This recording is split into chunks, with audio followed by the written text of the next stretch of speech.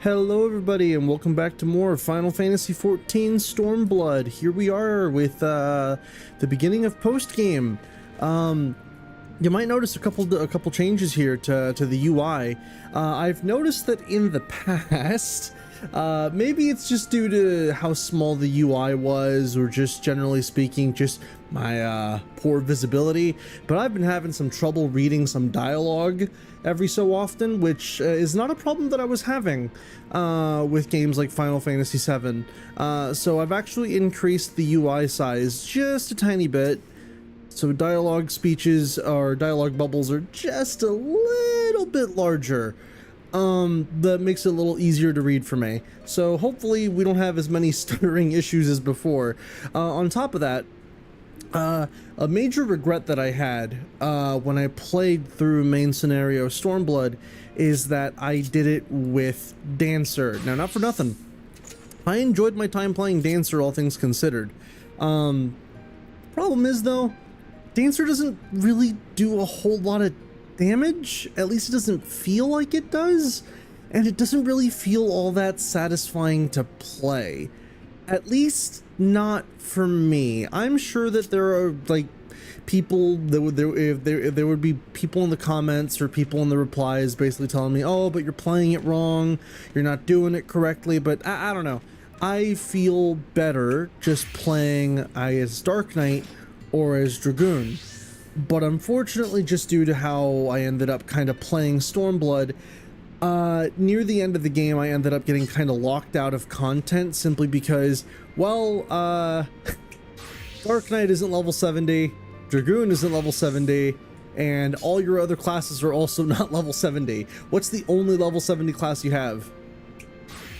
Well, Dancer. So these past few days I've been kind of on my off time trying to get some of my other classes leveled appropriately, because I think I do want to start ShadowBringers as Dark Knight whenever that eventually starts. But yeah, that's then.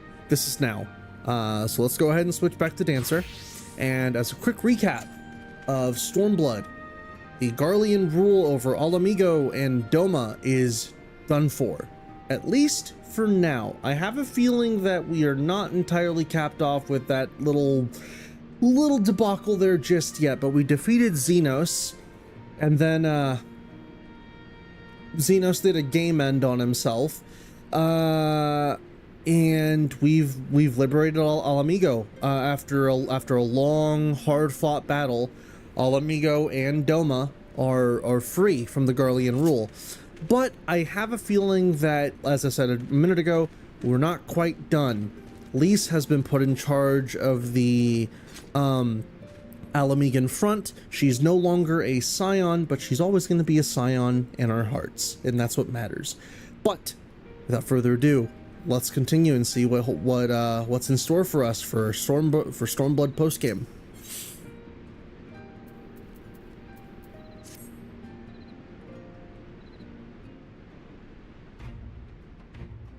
Come to see how we're getting on? Sorta. We've made good progress since we took back Ala Mhigo, but there's one big issue we still have to address. What would that be? Leadership. The Domans had Lord Hien ready and willing to take the throne, but we've got no one like that here. Yeah, you're gonna need to reestablish government. Theodoric was our last ruler, and he wasn't called the Mad King for nothing.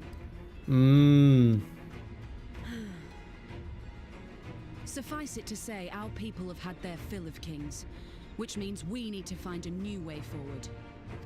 If only it were that easy. Everyone and his uncle has an opinion.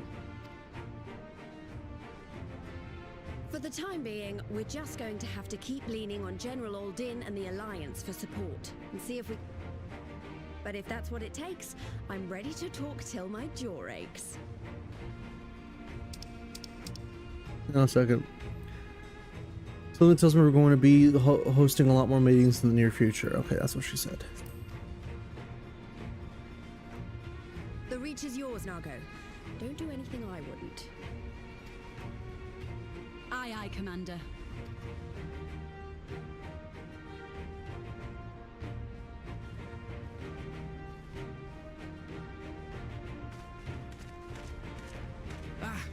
There you are.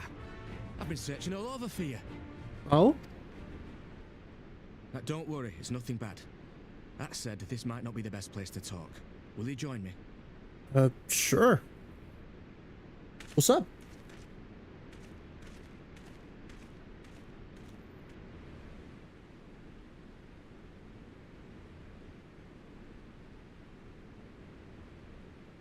I'll get to the point. Might you be interested in a spot of adventure? I might. After all, we were adventurers before we were scions, were we not? After routing the Imperials and liberating Ala Mhigo, I reckon we've earned a bit of respite, don't you? And what better way to spend it than by returning to our roots?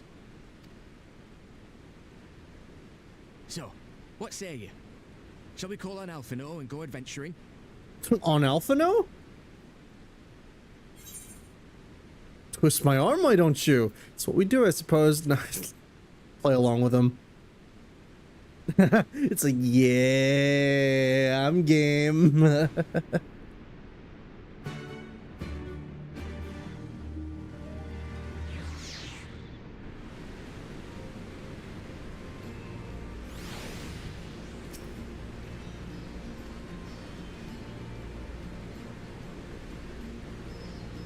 We'll be along shortly. See you there. Okay. I can only imagine what adventures are in store for me.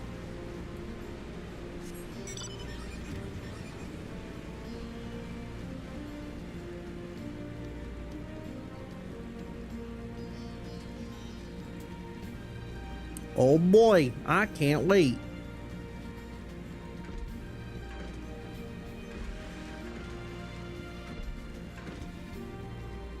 Right here.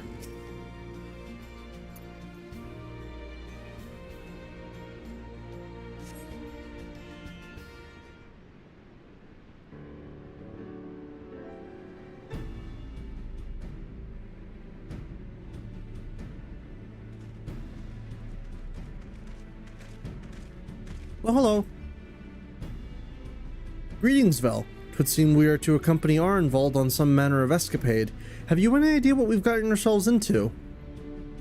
Allow me to explain. It'll be something of a history lesson, but I'll try to be brief. No snoring, if you please.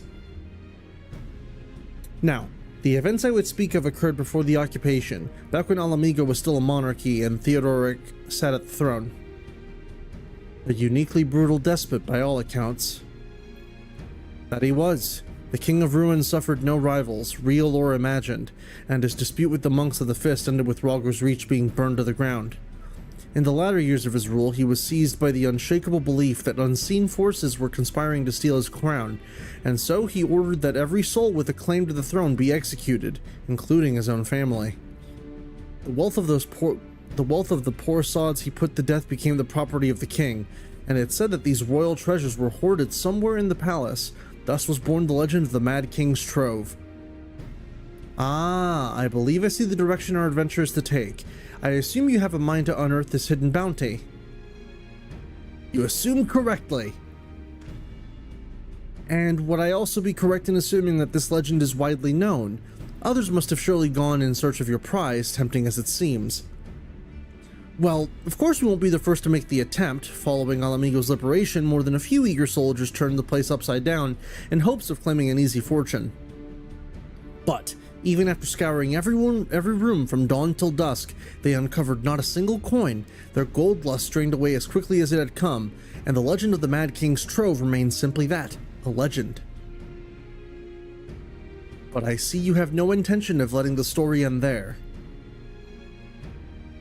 What self-respecting adventurer would? Imagine the three of us delving into decades-old mystery. Tell me the thought doesn't set your heart to racing. I'm game. I'm seeing Alphino do that emote. Just yeah.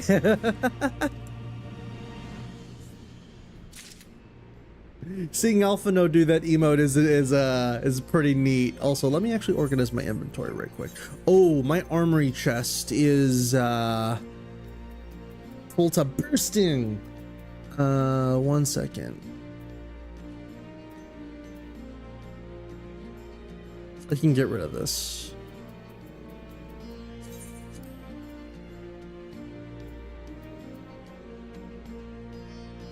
And with this, I can get rid of the high steel guillotine. It's a level 68 chakram, which I don't think I need anymore. Yeah, I gotta get rid of some of these.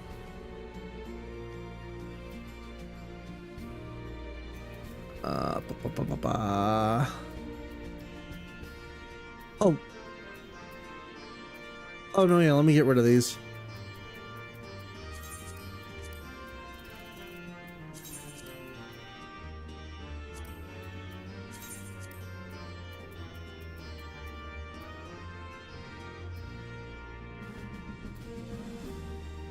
Alright, we're good for now. And everything else should be a-okay. And let me go ahead and sort my inventory. Here we go. There's apparently stuff on my second slot that can be used. OJ. There you go.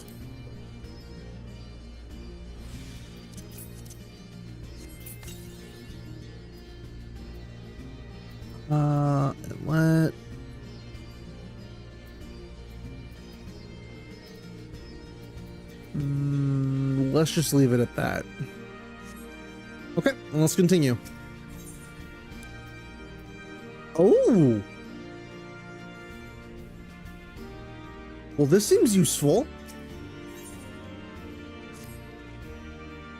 The news of Doma and Ala Mhigo's liberation has kindled the flames of revolution in every corner of the Empire. I hear the imperial province of Dalamasca has already risen up in rebellion. Which means the Garleans must surely have their hands full. What better time than now to indulge in such a diversion? Tell us, Arnvold, have we any clues as to where we might begin our search? Well, judging by how the other treasure hunters fared, nosing about the palace isn't like to get us anywhere, so we'll probably need to ask around. Would that be another way of saying no?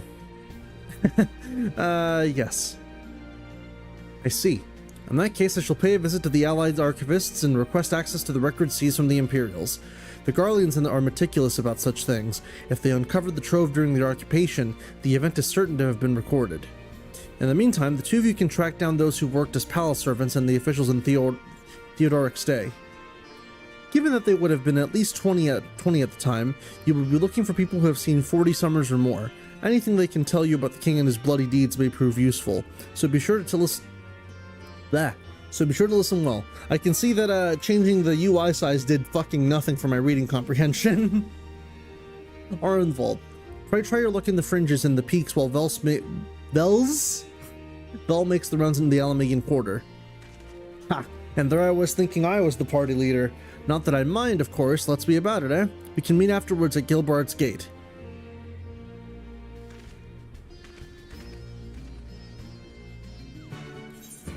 Alright, Ala Mhigan quarter. Which would be... I actually haven't even gotten all the Aether Currents and the locks. I've been meaning to, I just haven't had the time.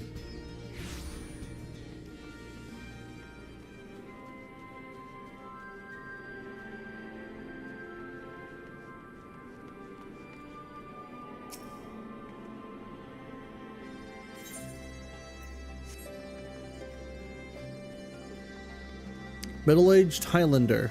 Let's talk to this guy. In the palace? No, not me, lad.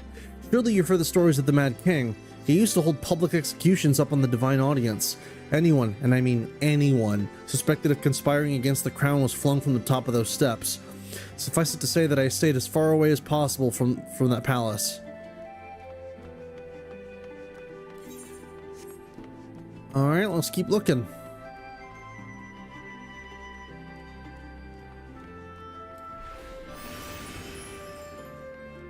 Talk to Mature Maid. You want to hear the old maid's stories, do you? Aye, well, most of what I know of the Mad King is common knowledge. We'd only see his royal majesty when he deigned to attend the executions he'd ordered, and after a while even watching his enemies die wasn't enough to coax him out of hiding. They say he started seeing assassins in every shadow and wouldn't set foot outside the palace walls. I was offered to work there as a royal servant once, but the mere thought of it left me in a cold sweat. Ooh, can't imagine.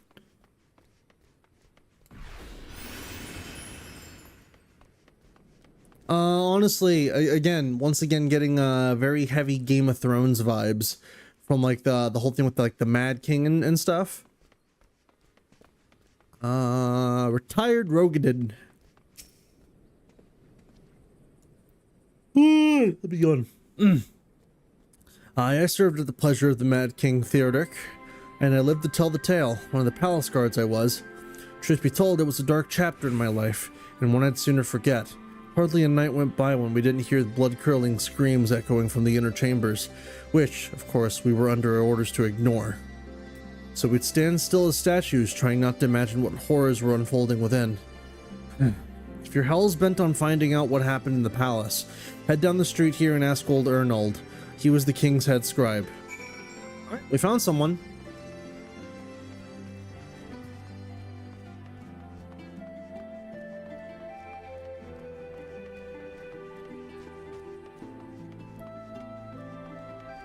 Arnold! There he is. Yes, I'm Arnold. Well, what do you want with me?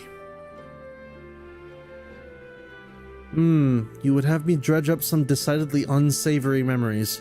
Yet if Ala Mhigo is to move forward, we must needs acknowledge the misdeeds of the past. Very well. I shall tell you what I remember. I take it you know of Theodoric's paranoia and the public executions of his kinsmen. Those were terrible enough, but in his last days the king's fevered mind settled upon an ever grislier method of disposal, which only a chosen few were unfortunate enough to witness. His Majesty ordered the court thaumaturge to unleash a vile curse upon the remaining members of the royal family, a magic which transformed them into fiends of hideous aspect.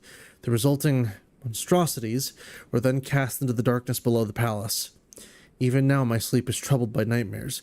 If others of Theodoric's blood were prone to share in his madness, then mayhap as a kindness that the monarchy ended with him. Oh, I see. Spooky. Alright, well, let's get back to Arnvold. I know, I could just walk over there, but what's walking when I can just teleport?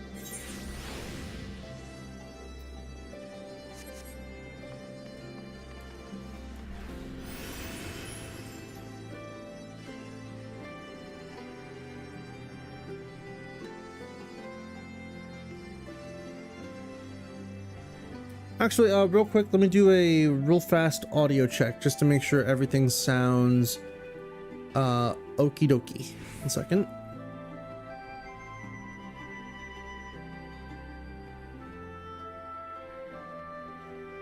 Okay, yeah, everything sounds about right.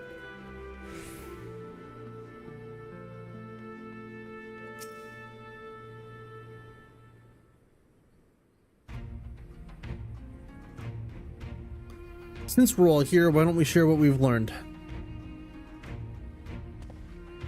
Allow me to begin. Allow me to begin then. As promised, I scoured the Imperial records for any mention of fantastic treasures, and I found precisely none. It is just possible, I suppose, that a corrupt official deliberately hid the fact of the trove's discovery, hoping to enrich himself, but I find it rather unlikely that so valuable a find would stay secret for long.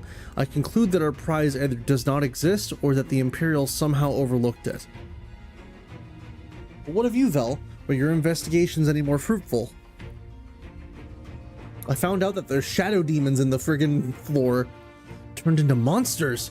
And what could he mean by this darkness beneath the palace, I wonder? I met an old man in Aligiri who spoke of the palace as subterranean prison, but he said naught of cursed abominations. The Imperial archives were also silent on the subject of fiends inside the palace grounds. Could the scribe fellow have been spinning him a yarn, do you think? Did you believe him, Vel?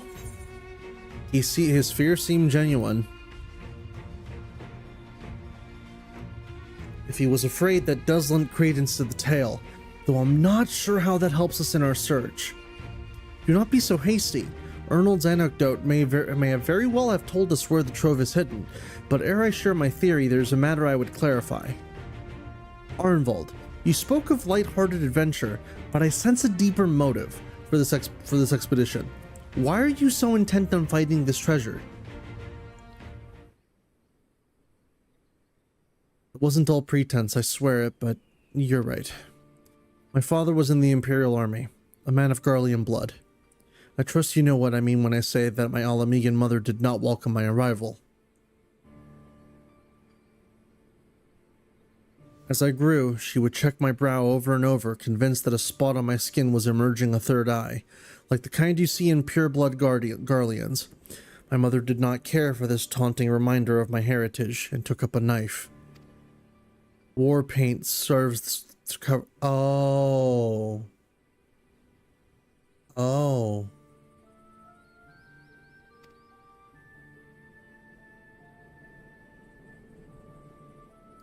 In the end, she turned me out into the street, and I was left to haunt the alleyways of Ala Mhigo, a feral child who got what he needed through begging, cunning, or worse. The best I can say about the years that followed is that I survived, but I hated the animal I'd become. Eventually, I left the city behind me and joined a group of refugees bound for the other side of the wall. It was then that I turned to adventuring, and that road led me into the company of the Scions.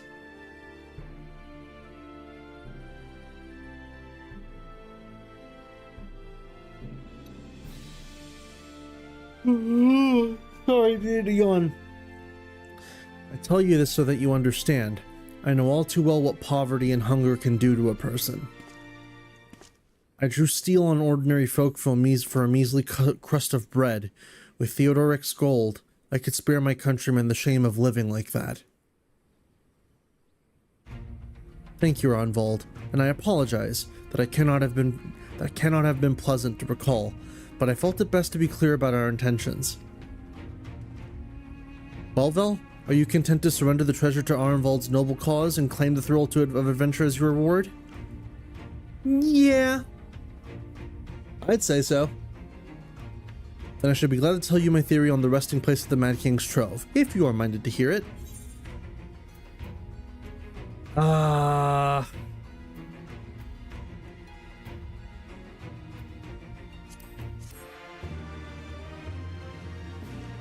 And we'll save it for once we get Dark Knight up to level 70.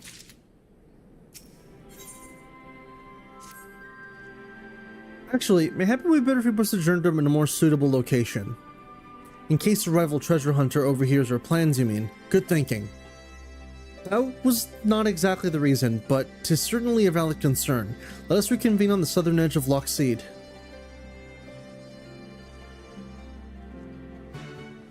Outside the gate. Let's go.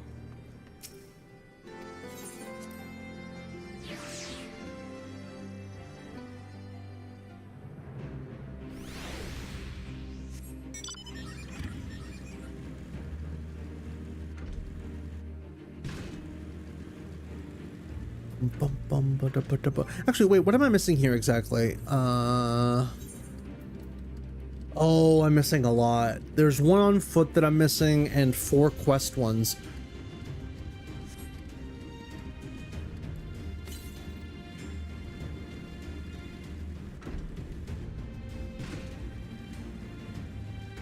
Let's actually see if we can find it.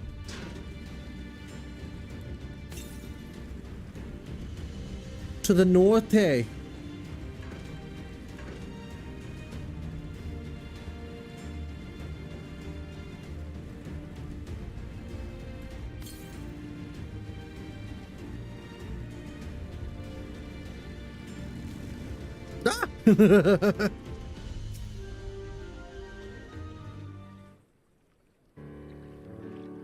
Why did I know this song was about to come up? Forgive me, it was not my intention to draw out proceedings. I simply wished to have the lock in sight while I explain things. Prior to the great flood of the 6th Umbral Calamity, the salt lakes you see before you were yet dry ravines, and this, believe it or not, was the site of the ancient city of Scala, which rose and fell during the 5th Astral Era. From what we know of the period, the city was already deserted by the time the waters began to rise, having been all but destroyed by war, yet its ruins remain to this day at the bottom of Loch Seed. It is my belief that the darkness beneath the palace mentioned by Theodoric's former scribe was not a reference to the prison, but to a place still further below, the ruins of Squall. I further surmise that the Mad King's unfortunate kinsmen were cast down there not simply out of desire to punish them, but to discourage exploration. Theodoric wanted to keep the ruins secure. Wait, you're saying they were meant to guard the Mad King's trove? Precisely. And since we know the court thaumaturge was involved, we can safely assume that any entrance into the old city will have been magically concealed. Which would explain how a legion of Imperial soldiers and the gods know how many Ala Mhigans never found a trace of the trove. We, however, have certain advantages which they do not enjoy. Well, would you be so good as to swim down to the bottom of the lock and search for an underwater route to the ruins? While you do that, Arnvald and I will seek out an ensorcelled portal within the palace. Ensorcelled is a funny word. I will not be ensorcelled. Let me see. Oh, let me actually go and get the ether current first. So that would be up norte.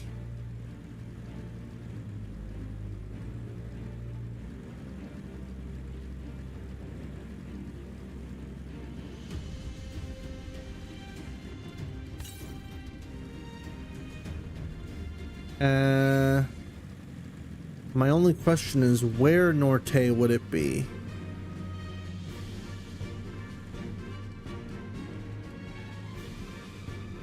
Guessing likely up here.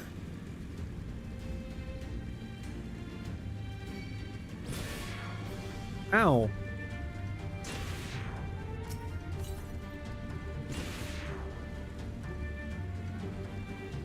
The northeast, huh?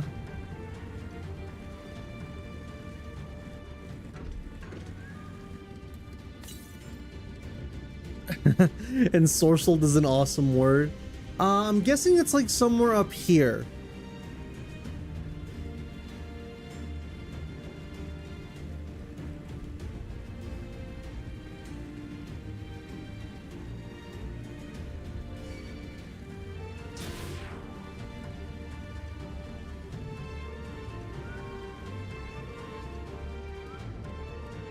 Oh, how strange. Southeast. Oh, so keep going. Oh, is it up here? Aha! That bitch.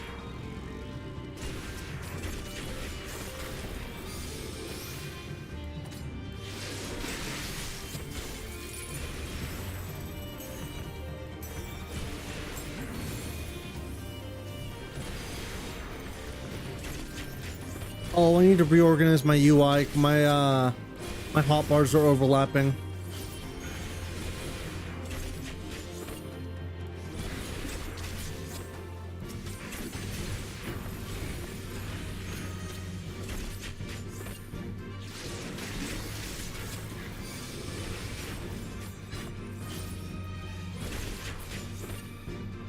Here, let me actually do that right quick because I just noticed it. I changed my UI scale to be a little bit larger just because I noticed that I was occasionally having trouble reading some of the dialogue.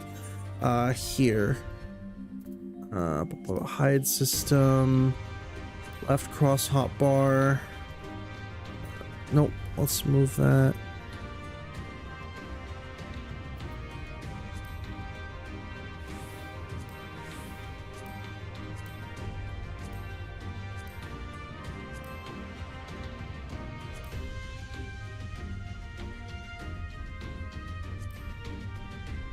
That.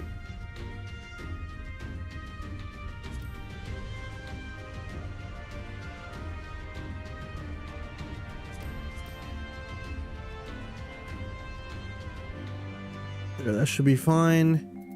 And then disable hotbars. Put that up here. You know what, actually? put my health bar actually down here.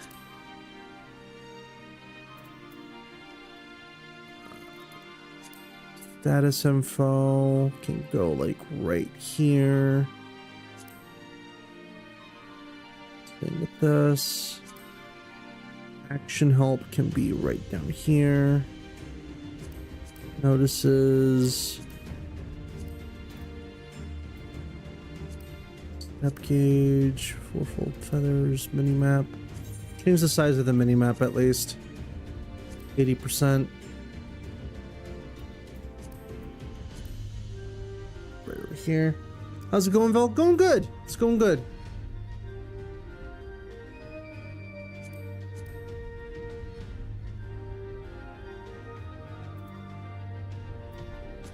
And MIDI list.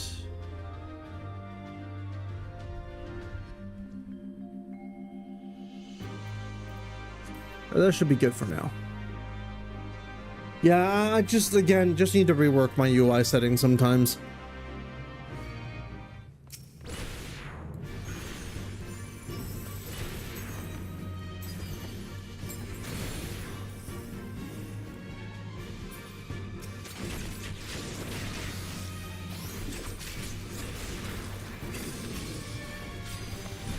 Like, my UI is different every time you come in on stream, though.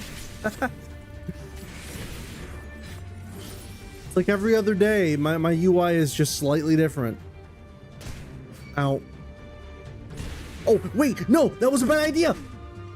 Oh, never mind, I survived. Like, because I realized, wait, I'm locked onto somebody. That means I'm gonna take lethal fall damage. Thank God that wasn't the case.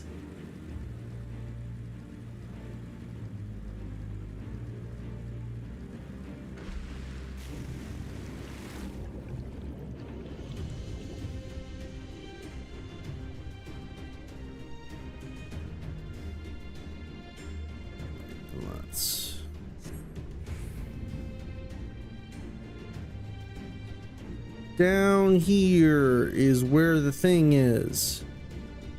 Yep.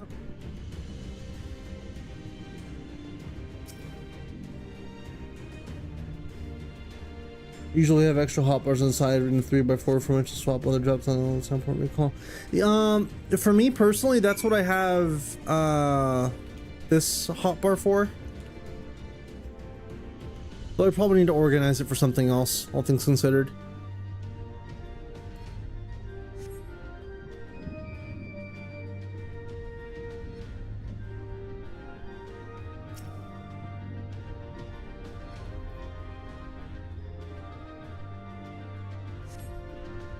You come to You come to a worn stone door, standing temptingly ajar. It would appear you have found an entrance to the subterranean ruins.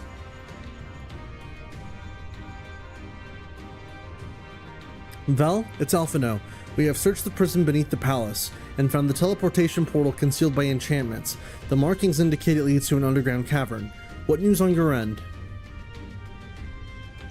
And you believe it leads into the ruins? Then I dare say we will be able to meet within. Go on ahead through the door. By the way, I took the liberty of calling on a friend for help. I guarantee she's both dependable and discreet. We'll see you soon. The drowned city of Squall now accessible.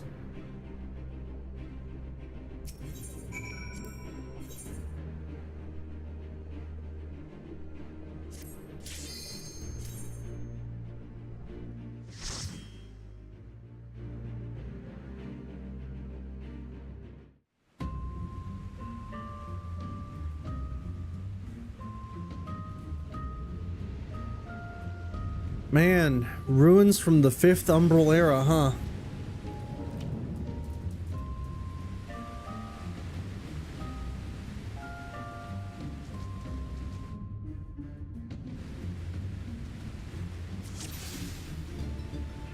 Wait, why is... Lady, why are you Lancer and not a Dragoon? The hell?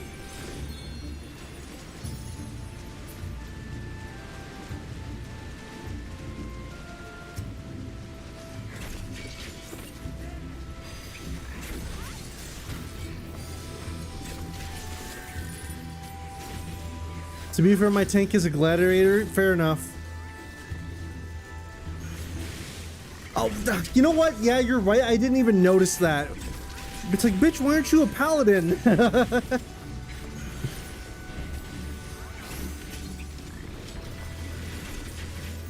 They forgot to equip their job crystals. Mercenaries, am I right?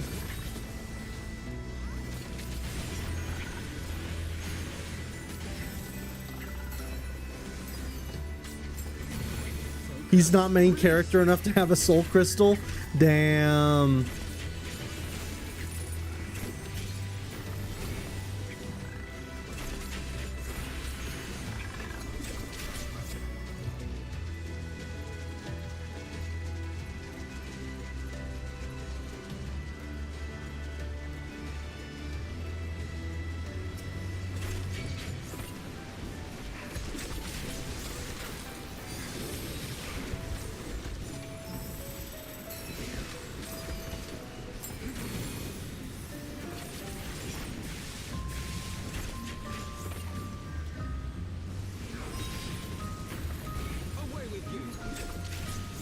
Hit him with the...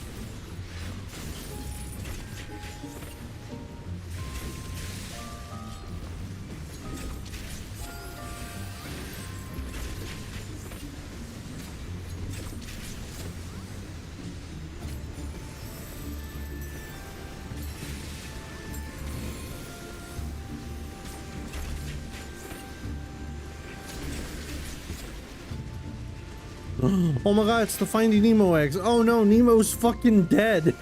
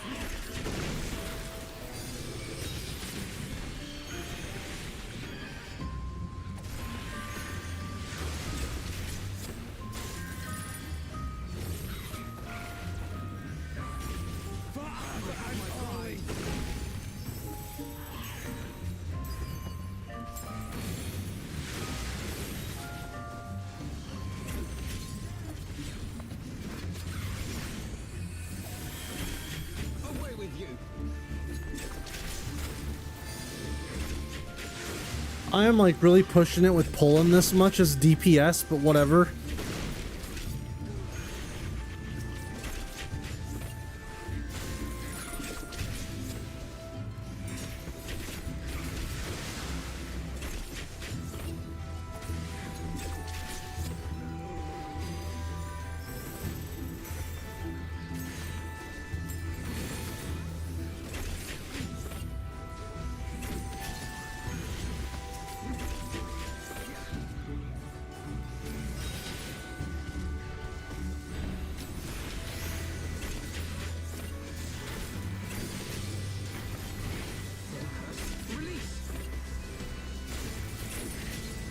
Here we go.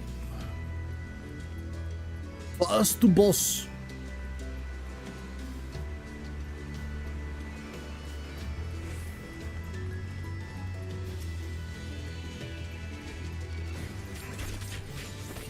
It's a Kelpie.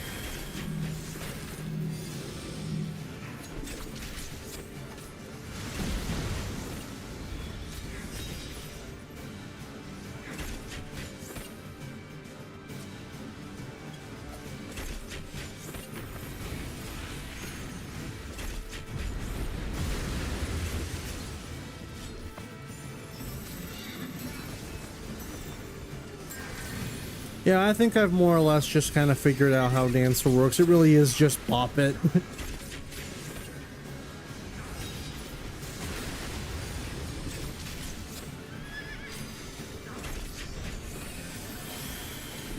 Away with you.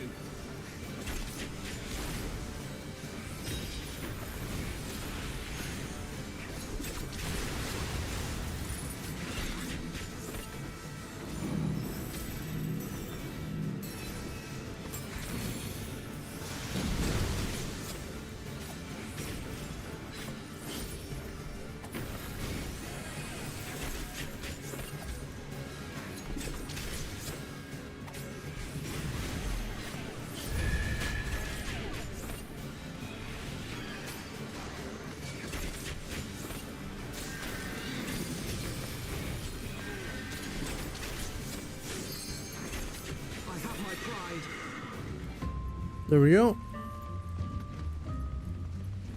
Oh wait, let me get the treasure coffer.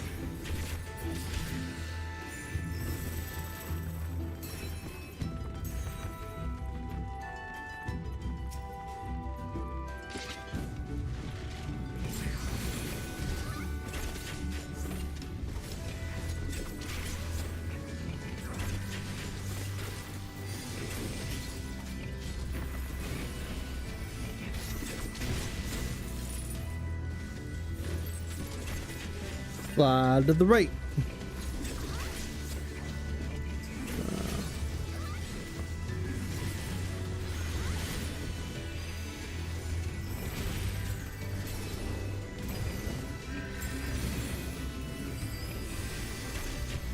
Away with you.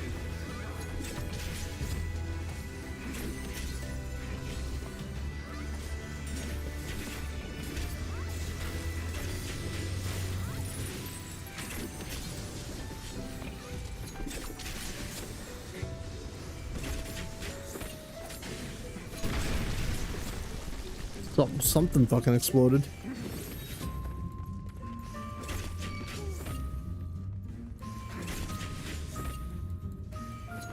Right, then we're focusing on that guy, I guess.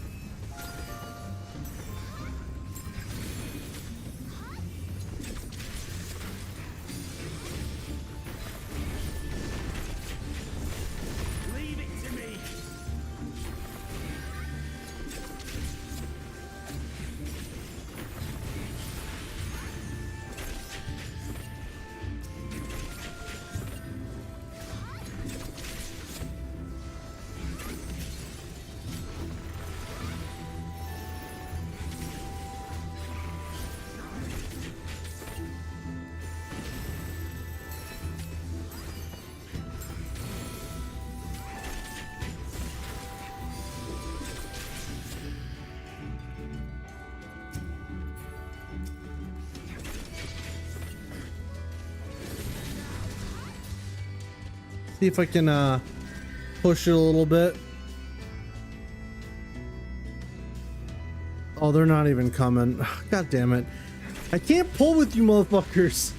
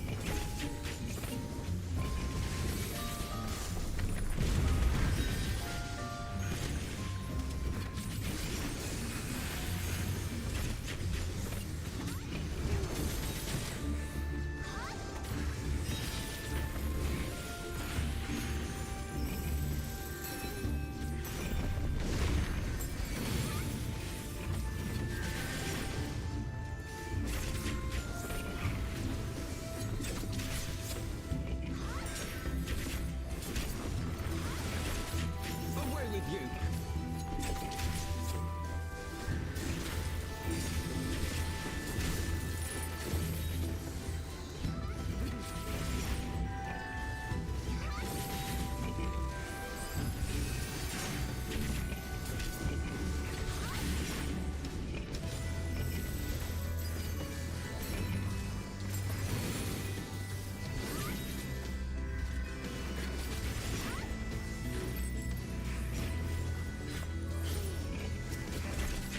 Oh, that one's more of a close range attack, I've noticed. Away with you.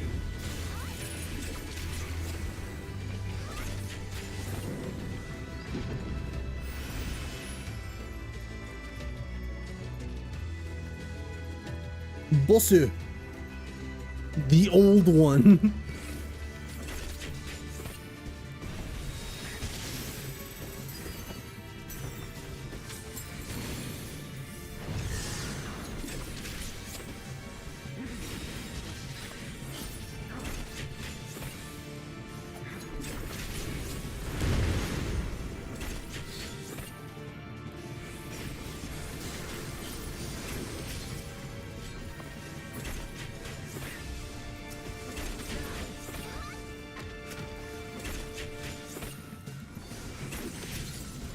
Leave it to me.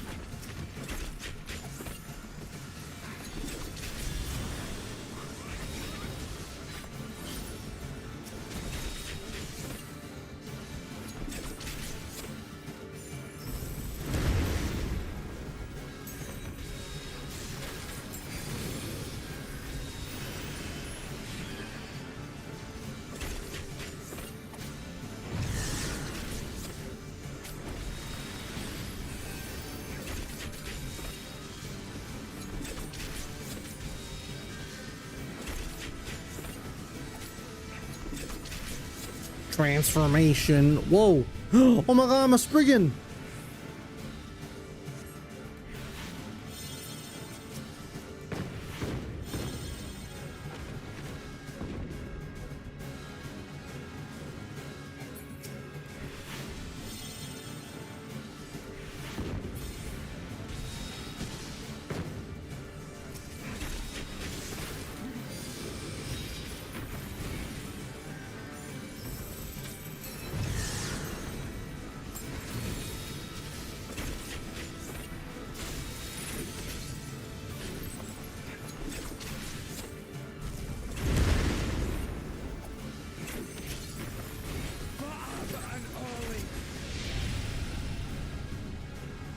Back to this.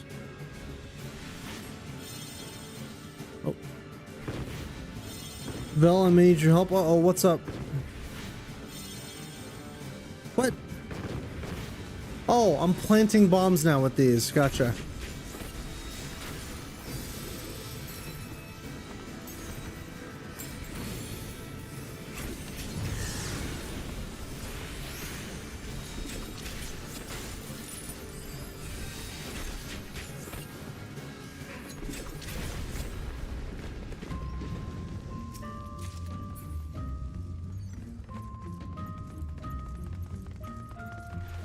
Trying to grab some from the FF14 store.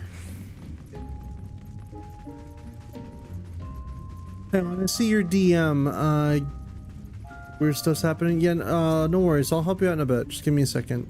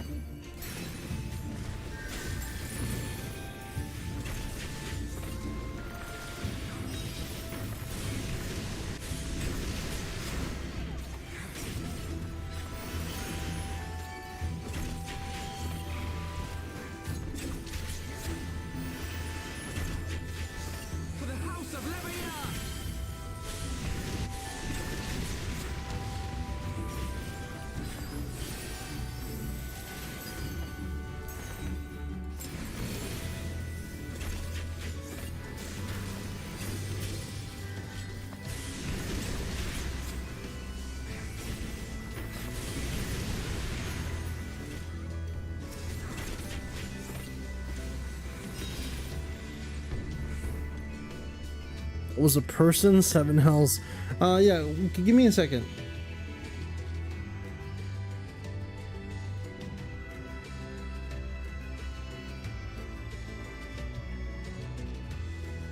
Okay, yeah, I see your message. Let me finish up this dungeon and then I'll get to you, Chill.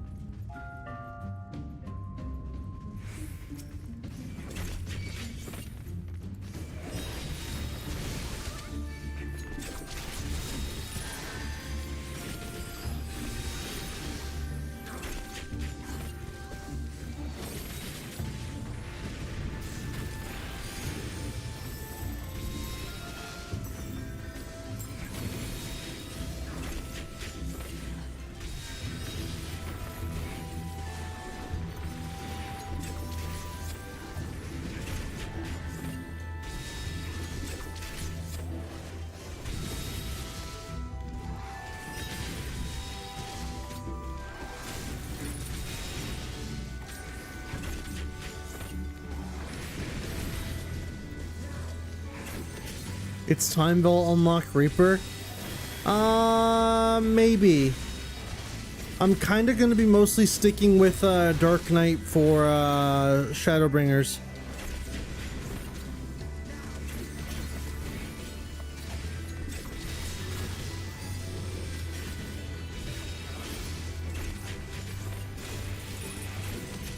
Though I might pick Reaper up.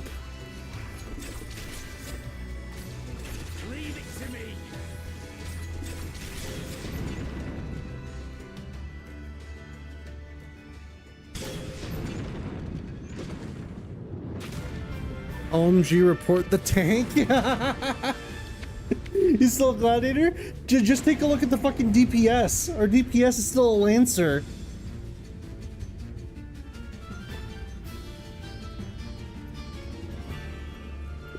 Wait, actually, is Alphanos still a scholar? Sorry, no, not a scholar, a fucking arcanist?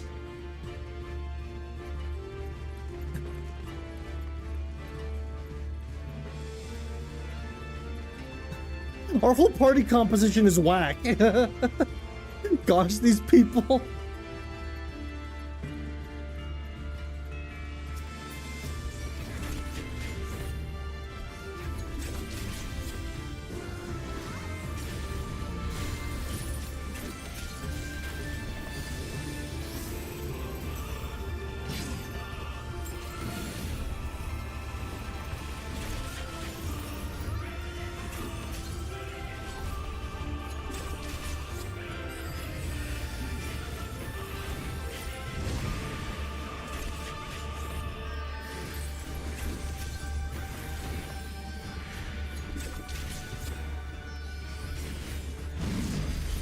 Oh! Well then.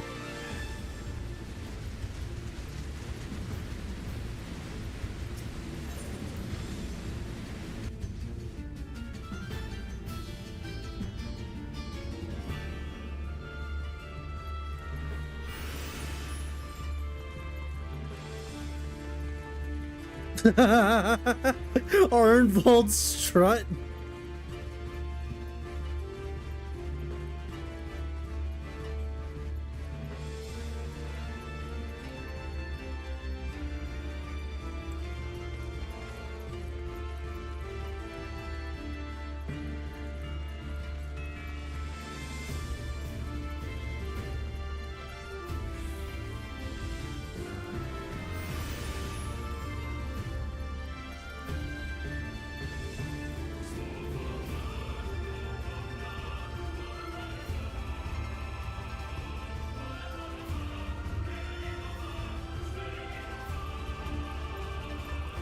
Alright, fucker, we're back.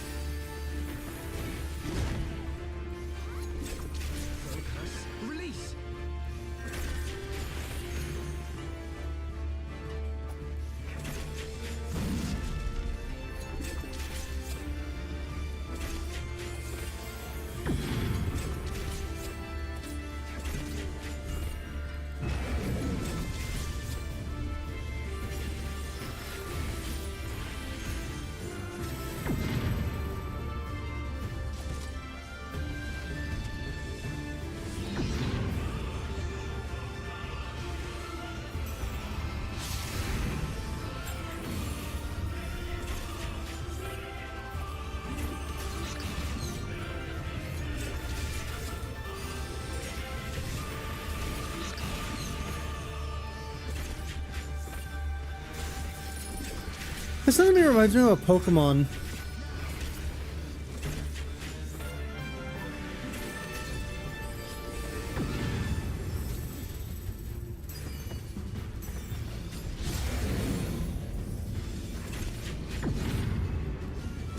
Yeah, I know, but I wanted to, you know, get moving on with story.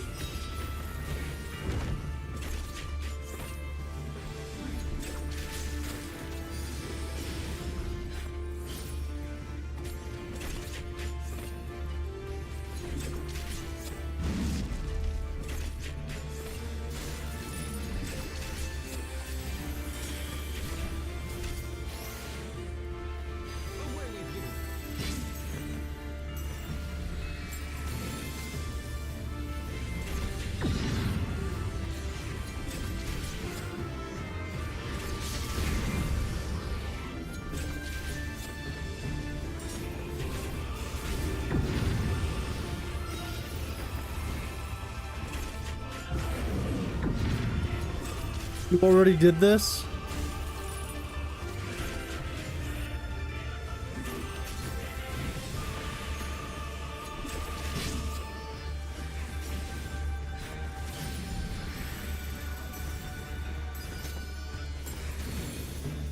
Raises his tail. Oh, get from behind him. Ah!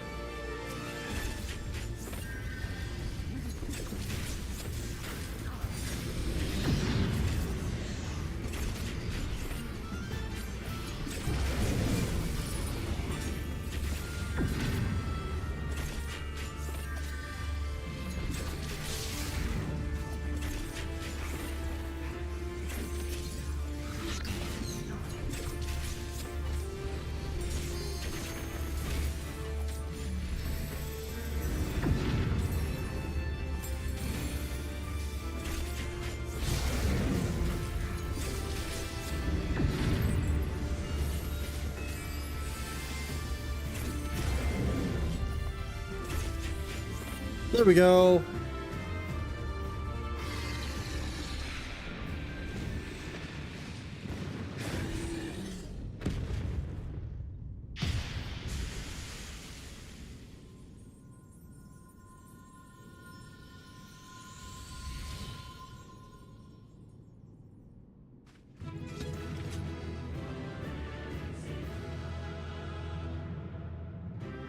Kinda sad. These are all Theodoric's people.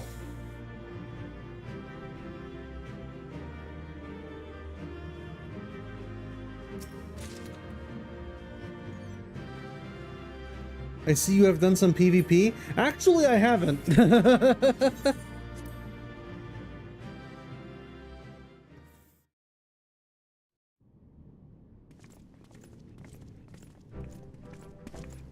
It would appear this place is yet inhabited by King Theodoric's kin, or what is left of them. The work of terrible magics, I fear. Terrible, aye. But their misfortune is our fortune? Quite. By the 12, there is even more than I imagined. The coat? It's one from the store. Yo, that guy looks fierce. Oh, I can't wait to see the look on Lisa's face. Thanks for believing in me, you two. What about the third person that we brought along with us? Thanks for believing in me, you two. What am I, Chopper? Fair share, but I fear you ended up bearing the bulk of the burden as usual. You truly led the way with your adventuring prowess, my friend. Aye, without your help, I reckon we'd still be fumbling about in the dark. I'm glad I called on you. I must say, I'm still reeling at the sight of that mountain of riches. What, like how you reeled at the sight of that floating specter, you mean? I wish you could have seen the look on your own face, Alphino. Must we dwell on such momentary lapses? We found the Mad King's trove, and that's all that matters.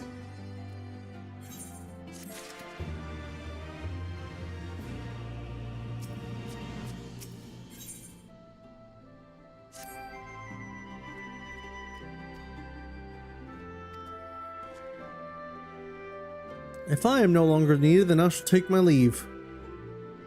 Of course, don't let us keep you. Thanks again, and say hello to Vima for me. Vima? Vima? Ma. Now then, there is a meeting to be of representatives from across Ala Mhigo, so Lisa's sure to be in the city. Shall we seek her out?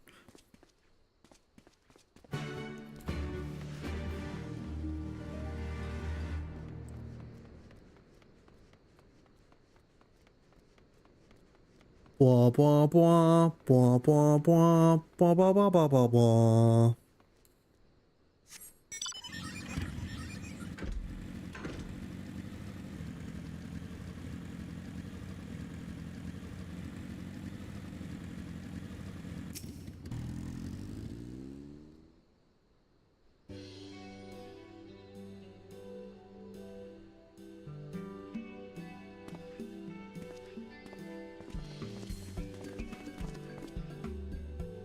Oh, you three look pleased with yourselves. What have you been up to? I'm glad you asked, Lise, and I'm pretty sure you're going to like the answer.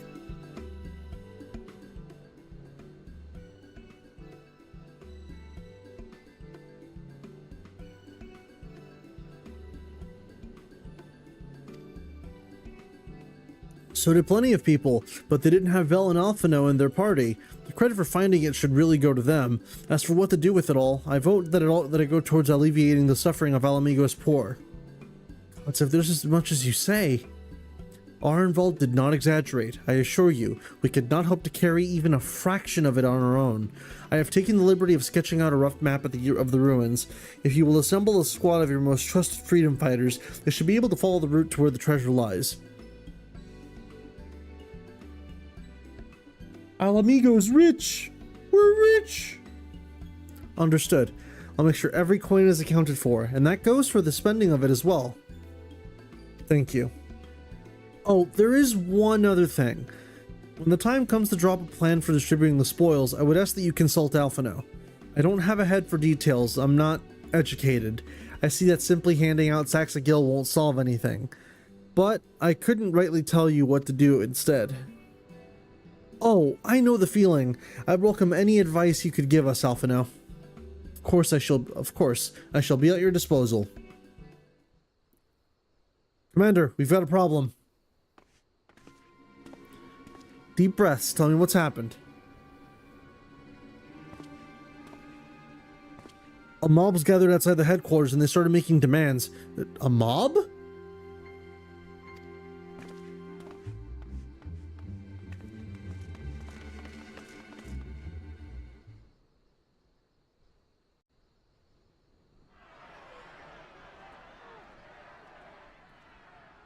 Step back, all of you!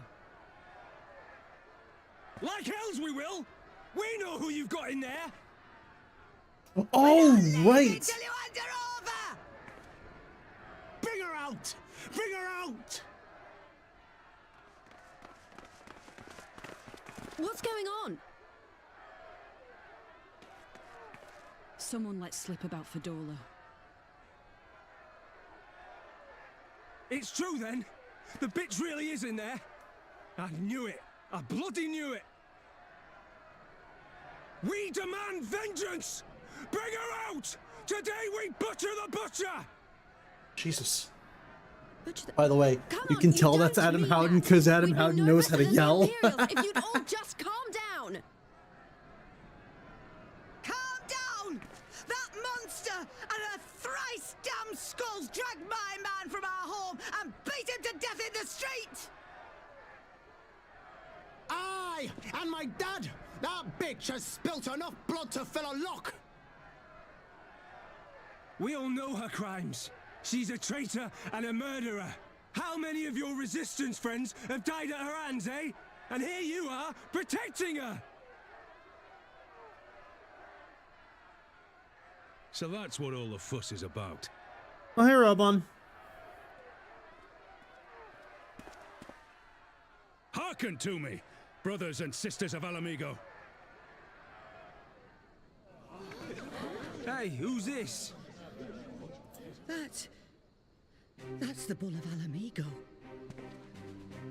My friends, you are not alone in your anger, your grief, your despair, for it is mine as well. That Hey, Shield, don't worry. gnawing I'm pain in pretty your sure breast, Fordola's it is implied it enough a to couple bring times that bull to his knees. he has no love for the people of Ala Mhigo because of... Actually, in a similar way brothers and to, to think not only I'm of blanking on her family name, and friends the cut other down woman before your from, very eyes, Doma. but to think also of the ones who were abducted, the ones Parallels. who may yet live. Where were they taken? What became of them? These questions demand Yotsuyu, thank you. answers. Very similar to Yotsuyu. Yotsuyu and share Fordola your have no thirst love for their justice, countrymen because they for were not treated vengeance. as equals. But we will gain only fleeting satisfaction if we give in to our base appetites. We will Oh no, never the know cutscene that truth. reveals it, sure, but I'm almost certain Now Fordola has is the like time alluded to it that before. We, the people of Ala Mhigo, must decide what manner of nation we will build for ourselves and for generations yet unborn. When they look to our example, will they see a people who held fast to their principles? Also, I'm sorry, or Rob one was who talking all cast over them Robon. aside when tried? I say to you, It is our responsibility to give these prisoners a fair trial, that they might answer to all of Ala Mhigo. The Garleans called us savages, and I'll be damned if we prove them right. That's a good point, too.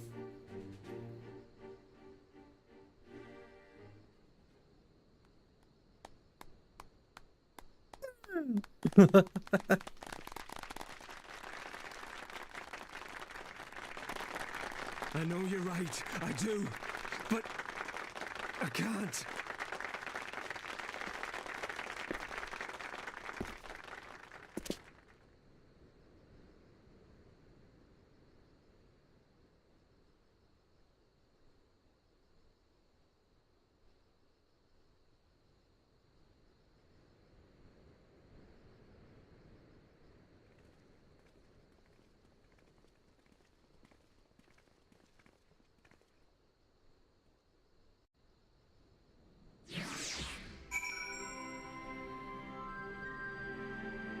Again, though, it's no worries. It's no worries. It's not a major spoiler or anything.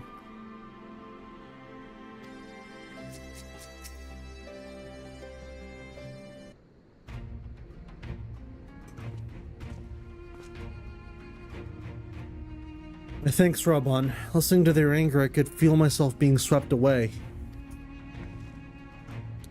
'Tis a difficult tide to stem. It was that same rage which brought us to our feet and carried us to victory, but now the war is over. All the unspent fury is being channeled into vengeance. Aye, and it's not just here.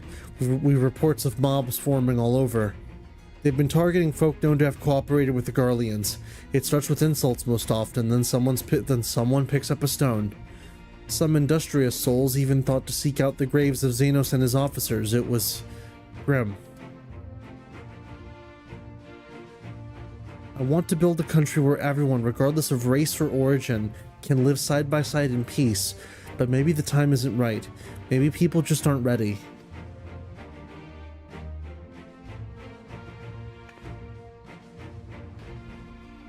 Oh, I'm yawning a lot, holy shit. But that doesn't mean I'm not gonna try. The representatives will be here soon, and I'll be damned if I'm gonna give up before I've even begun. Who are these representatives exactly? Oh, village elders, refugee leaders, and the like. It wouldn't be right for us to dictate the nation's future on our own, so we've planned a summit of sorts. We've even invited Anata and the Kikern to participate. Ala Mhigo stands at a crossroads, and this meeting will decide which path it takes. The matter of Fordola's sentence cannot be suffered to disrupt proceedings. Then let's execute her and be done with it. She herself does ask to be put to death, but... Nago, I already explained to you why we couldn't do that. Sending her to the gallows might satisfy people right now, but where would it end? Should we round up everyone who collaborated, and everyone who didn't resist? There would be no one left, and would be no better than Theodoric and Zenos.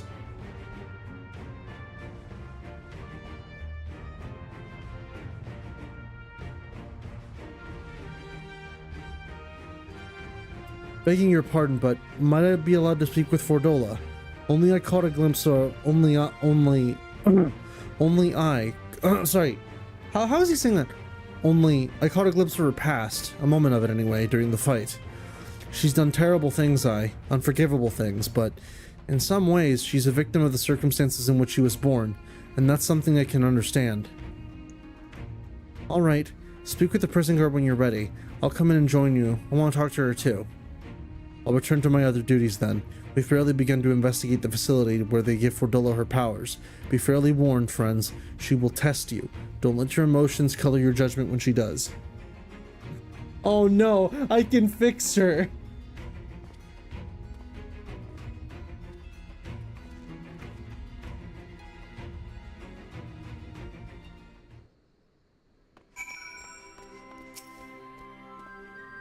You have the commander's permission to enter then.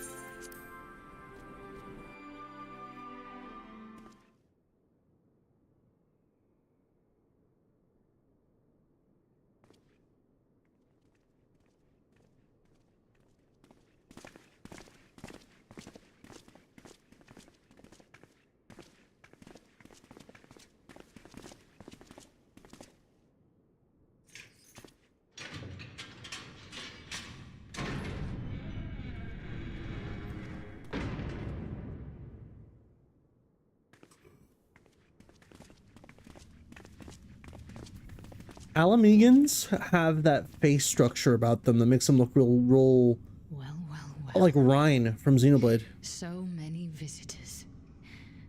Come to have a good laugh, have you? Or do you mean to put me out of my misery? To finish what you started? It's about bloody time. That's not why we're here, no. Do you remember what I said? How I promised you you'd live long enough to see us win our freedom? Well, I meant it. And not to mock you either. You're wasting your time. All of this is pointless! There's no reason to keep me alive, and you know it! I killed your men. I killed my men. And you know what my only regret is? That I didn't kill you when I had the chance! That's a lie, and you know it. You think we can't tell what you're trying to do? That we're blind? Yeah, you're a fool, but you're not stupid. You're ruthless. Relentless. You'd give up anything and everything to get what you want. You didn't come this far, climbing over the bodies of your own brothers and sisters just to piss it all away. I see you, Fedora. I see you for what you are. Oh, headache.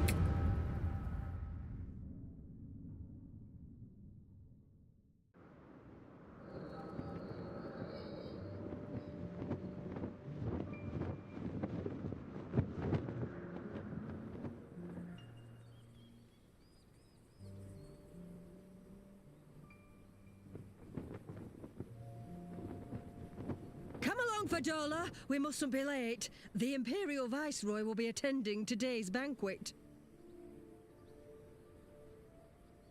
All right!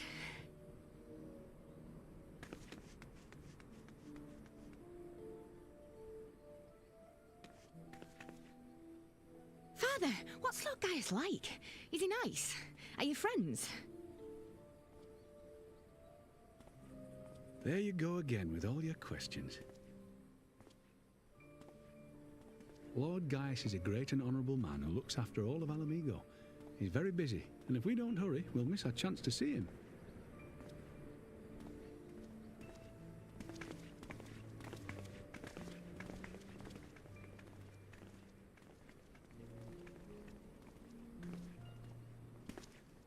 Filthy tin-head lovers.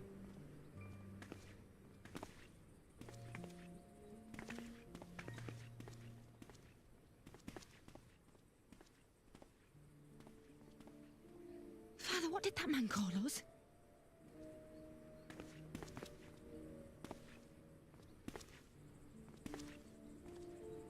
The little tin-head lover doesn't know what she is, eh?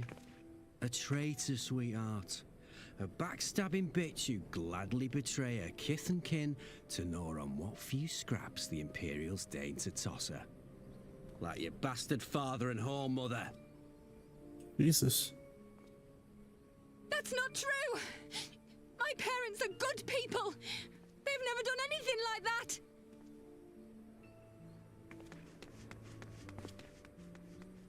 Oh, but they were quick to help themselves and their bitch spawn, weren't they?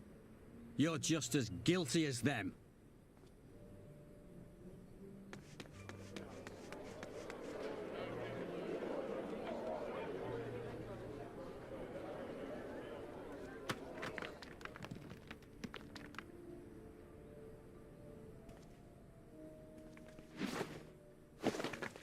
Fedora!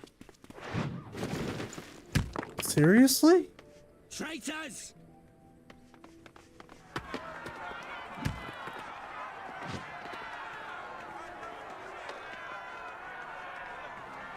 Please, you have to do something. My husband and daughter are in danger.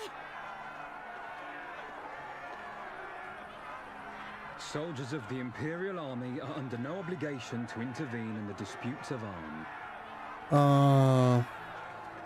We're citizens. We have rights.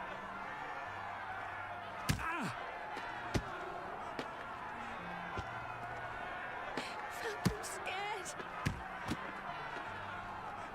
It's all right. It's all right. They don't understand, but they'll see in time. They'll see that this is the only way to survive. Traitors! Traitors!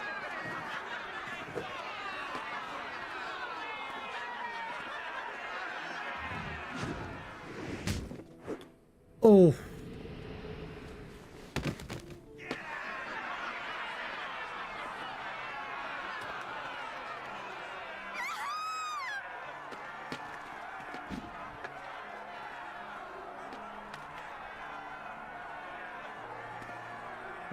Let the savages have their fun. They'll be more compliant once they've tired themselves out.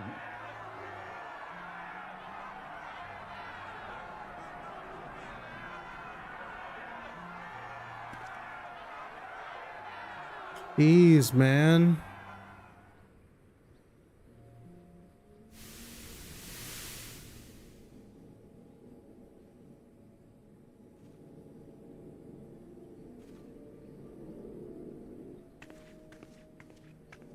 Fadela, please. You already have citizenship. Why would you want to become a soldier?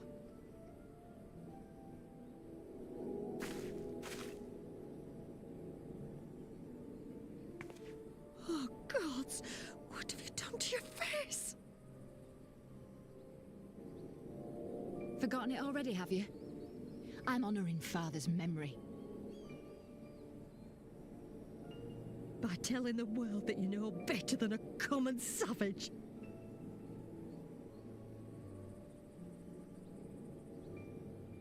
Am I though, Mother? Are any of us? Can't you see? Citizenship means nothing to them. If you're not a pure-blood Garlean, you're no different from any other savage. So I'll play the part. I'll join the Legion and I'll make them respect me. And when the mob see that, they'll think twice before throwing their stones.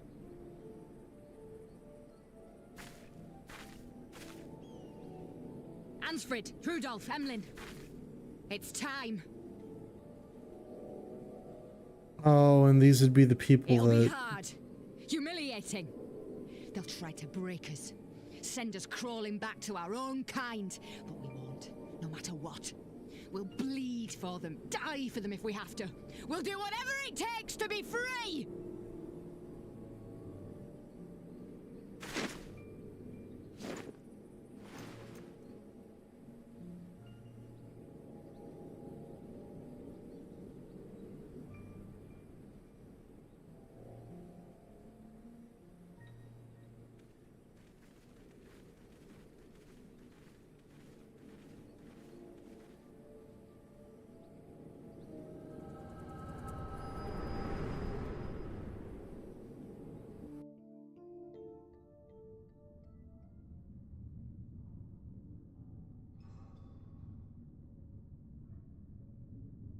So, you mean to play the part one last time, eh? The unrepentant traitor whose death will serve to unite the people? Shut up.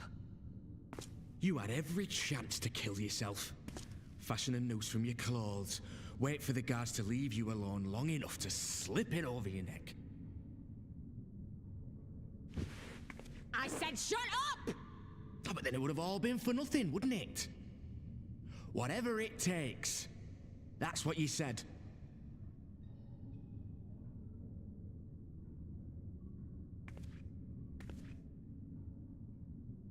Been in my head, have you? Had a little peek at my past? And what? A few stolen memories tell you everything you need to know, do they? Don't you dare patronize me! You don't know a god's damned thing about the life I've led! The bastards that killed him. The bastards that let it happen. My father deserved better! I swore I'd do whatever it took to make them pay!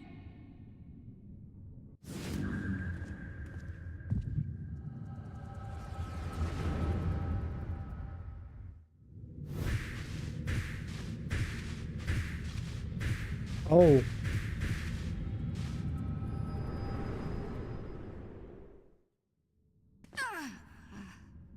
No.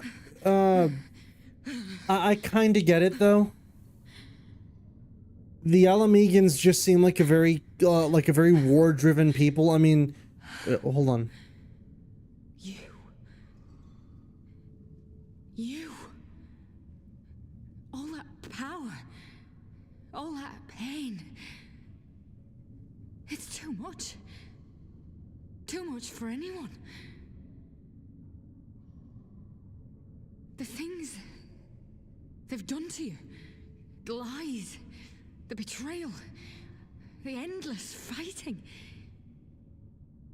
Yet there you stand. Unbroken. How? Why?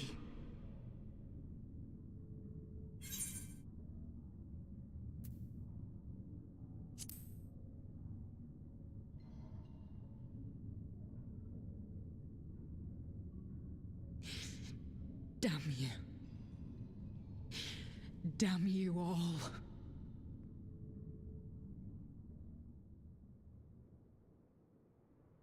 You still have time, Fordola. Think about how you want to spend it.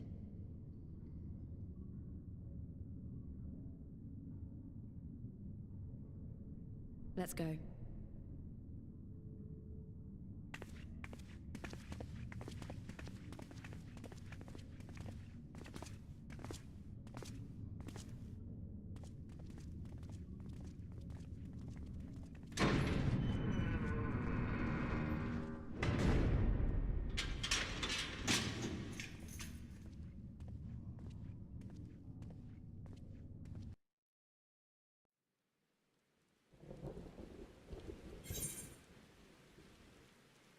Garabania was doing all right during Gaius's rule. It sure seemed like it. Obviously, people were unhappy just being under occupation, but from what I understand, Doma has always had some kind of problem. Whether it be their previous ruler, the Mad King, or the Garleans. They've just always been under some sort of occupation. And even before that, they had problems with Gridania, if I'm not mistaken, right? Because if I recall correctly, the Ala Mhigans are just a very war-driven people.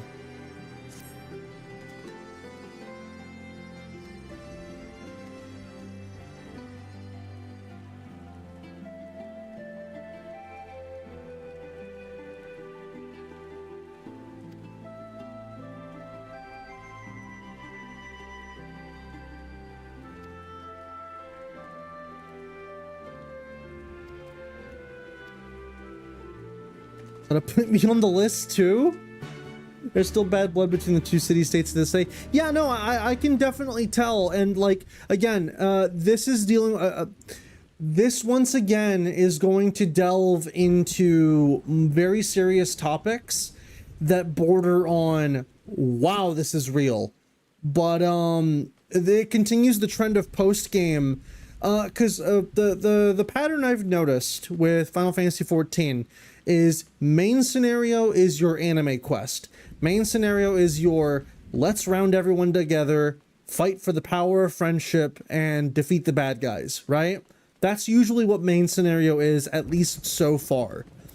Post-game, usually, at least in the 3 expansions that I've played so far, well, the 2 expansions that I've played so far, this being the 3rd, have been, okay, let's put away the hero boots, and let's deal with the consequences of our actions in a very real manner, right?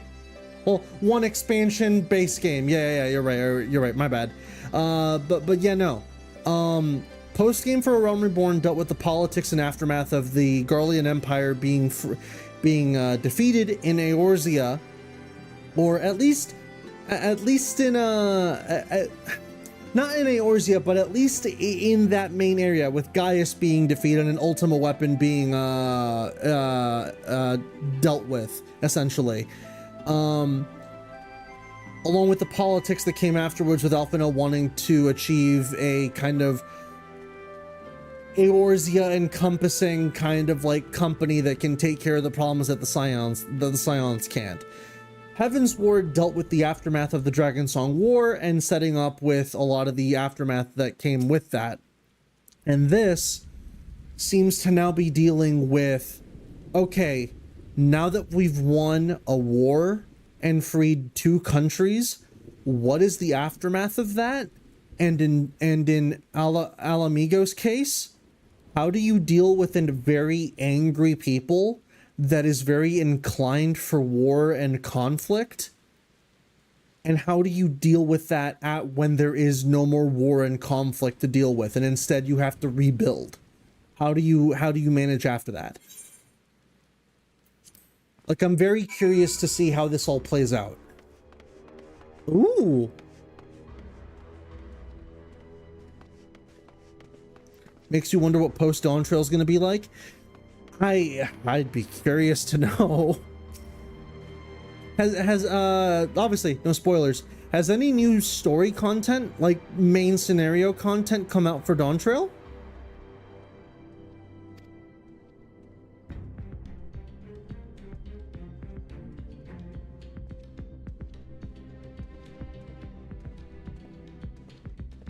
Not yet. Okay. Well, I'm hoping then. Oh, that'll be next month with 5.1. Okay. But yeah, no, I'm at 7.1. Yeah, I'm at the very least hoping that Dawntrail fixes a lot of its narrative issues with some of its post game, or that its post game kind of redeems some of the more lacking elements of its story. But yeah, I'll go ahead and continue reading this. Yes, as expected, she didn't say very much, but it wasn't a total waste of time. Arnvald noticed something odd about her. He thinks she might be having visions almost constantly, which is not how the Echo normally works. Have you found anything here which might explain why it's so different for her? We've been hard-pressed just to organize the research materials, let alone study them. To be frank, I'd welcome the Scion's expert assistance, if you have the time to lend a hand. I already know how bad Dawntrail is. I've seen bits and pieces of Dawntrail, along with just a lot of the reception towards it. I don't know any of the I don't necessarily know any of the details for Dawntrail, but from what I've heard, it's not as good as its predecessors, Endwalker and ShadowBringers.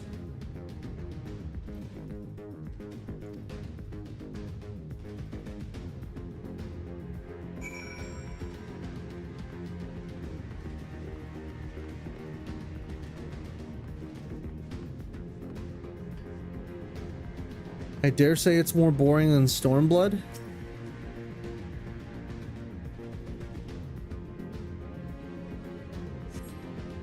The device which Krell has was held in seems even more ominous now that you know its purpose. The surrounding pods are marked supply subject, while this one bears the label Matt. Oh. The Ironworks received a request from the Alliance to analyze these devices, and I've been recording everything of interest. Did you notice the labeling? All the pods are designed to drain the ether of the occupant, save that one right there.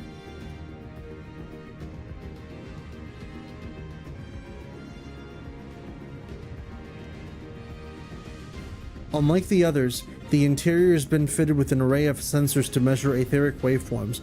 To what purpose, however, I couldn't tell you. Yeah, no, don't worry, Chill. I'm not going to be spoiling anything for Dawntrail. In fact, I'm doing my best to kind of just, like, not color your opinion of the game before you go into it.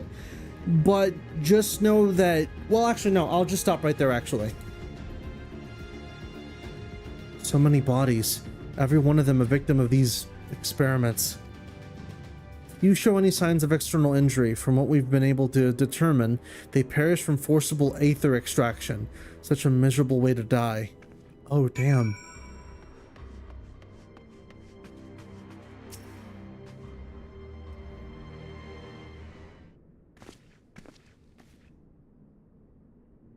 I know little and less of science, so any light you can shed on this facility's operations would be much appreciated.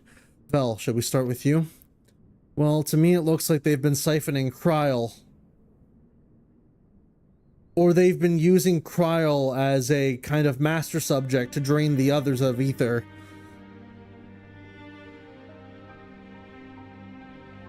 Did Colin get drained? Yes.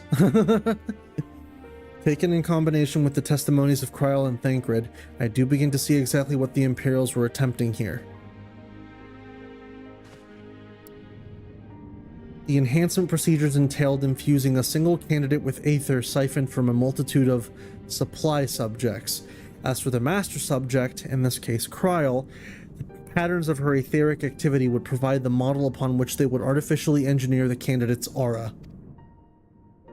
In other words, they were trying to recreate Kryl's echo. I believe so, which would explain our prisoner's present state. Kryl is possessed of an unrivaled ability to hear the whispers of the soul, and it seems probable that the procedure endangered the same acute sensitivity in Fordola. Soldiers who guard Fordola, many of them lost friends and family to the skulls. And there's a sentry at her door, night and day. If she can't help sensing their thoughts and seeing their past...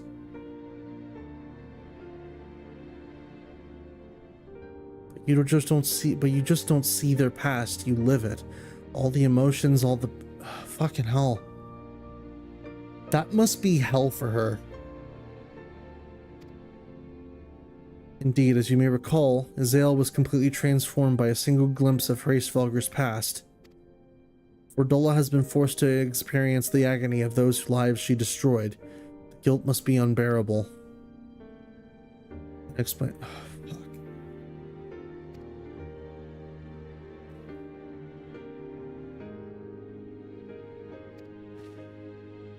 The results of these experiments have been relayed back to Garlean. There will be naught to stop the Empire from repeating the trick. They could give the echo to anyone, to an entire legion. We must be ready. We must learn all we can of these gods-forsaken procedures, and Fordola remains our best source of information. She'll not be getting her wish. Not yet. Right. Keep faith, lass. If you're to convince others to follow you, you must believe what you're telling them. People will respond to passion, but not if it's feigned. I understand. Thank you, General. You should leave the flames to it. Let's go.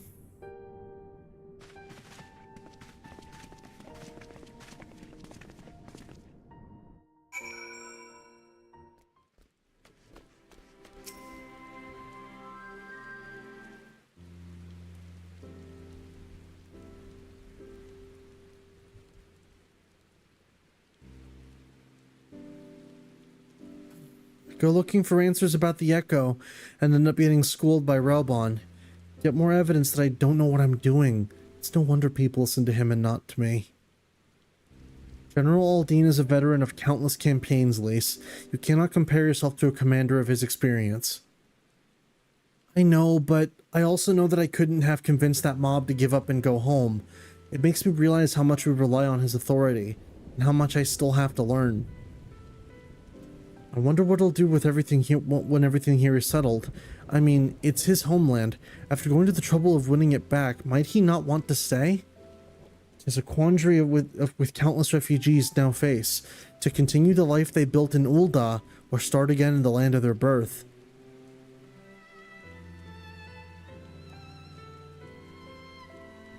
Vel, a moment. Oh, hey, Pippin.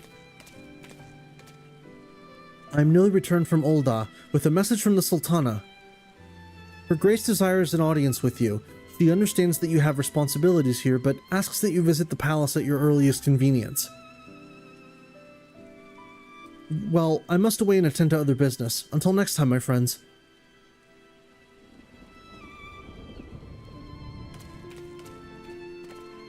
An audience with the Sultana? Depending on the nature of her consultation, this might be the perfect opportunity to inquire about the General's future plans. She's changing her title to Raisin?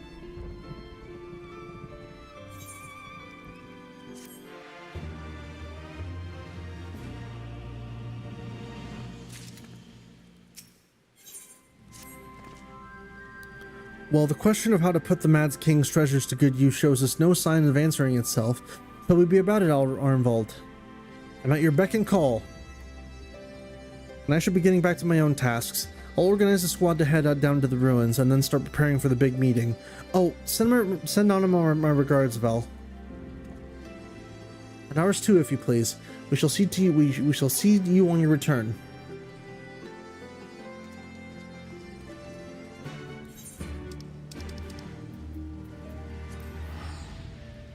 To Ul'dah. Real quick, let me check on something.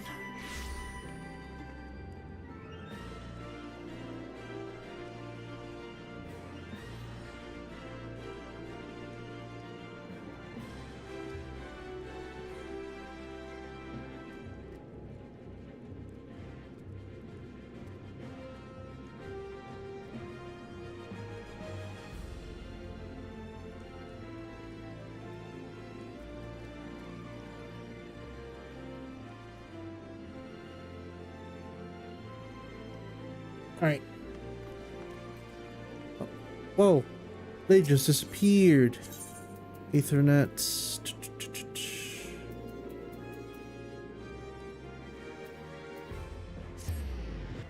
It's been a while since I've been to Ul'dah.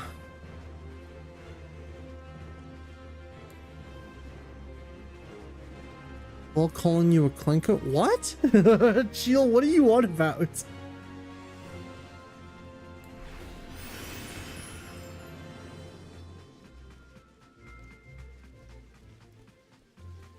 Oh, hi, Stan.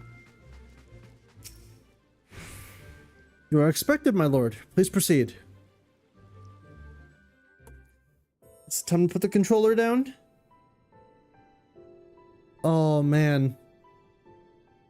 I thank you for answering my summons in these most interesting times.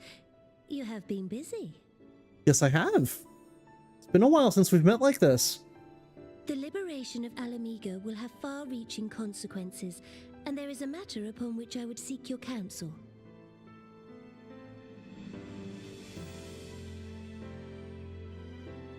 I speak of Rauban and his future.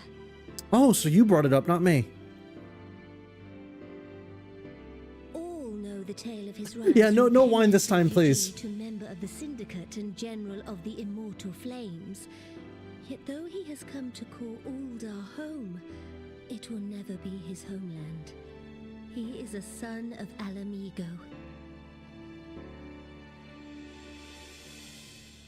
And now that she is free, I thought it only a matter of time before he sought my leave to return to her. Indeed, I had resigned myself to his loss. Suffice it to say, I was greatly surprised to hear him speak so lightly of handing over the reins in Ala Mhigo and retaking his place at my side.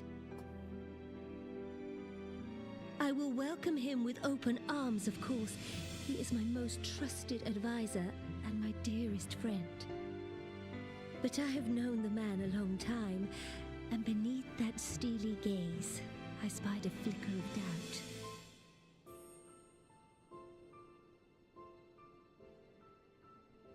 Whether Rauban chooses to remain in Ul'dah or return to Ala Mhigo, I only wish that he do so with a heart unburdened by guilt or regret.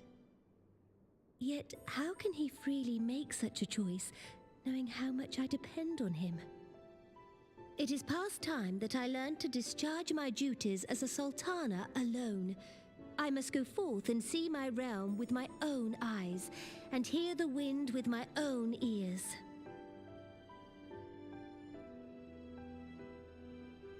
Might I have your company for a brief adventure? Ooh! Wonderful. Allow me a moment to change into something a touch less conspicuous, and I will join you outside.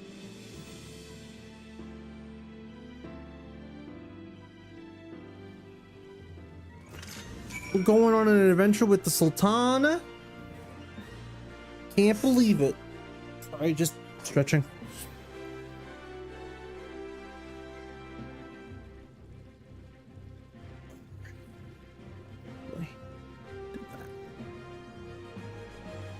Speak with Nanamo outside the quicksand.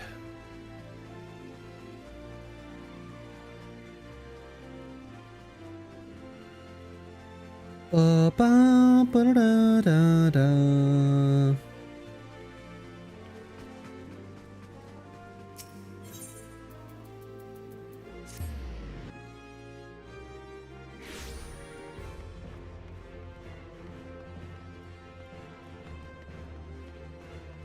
Oh, hello.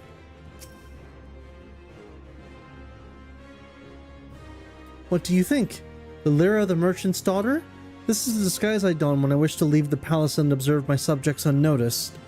Ordinarily, Papashan would accompany me, but for this particular outing I need an advisor, not a minder. And that is why I requested your company. Over the course of your many adventures, you have met people from all walks of life in every corner of Eorzea, and I would make use of your worldly experience. Now, let us be on our way. Our first destination is Stone's Throw, just beyond the Gate of Nald.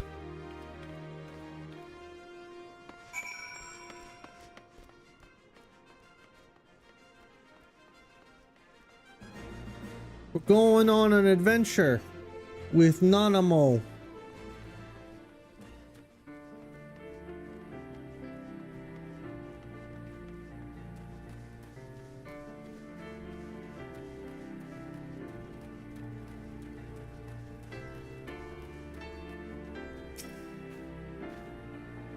Look upon this procession of tattered tents.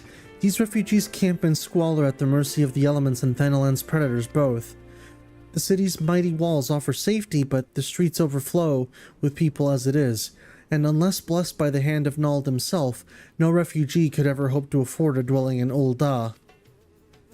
20 years have passed since the fall of Ala Mhigo and 5 since the calamity, yet the plight of the poor has grown more desperate, not less. As Sultana, the blame falls upon me. You've done your best. And my best has not been good enough. Shall we press on? I would follow the road to the unholy air.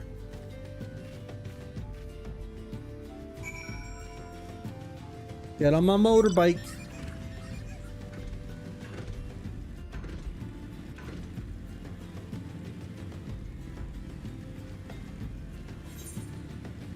Blah, blah, blah, blah, blah, blah, blah.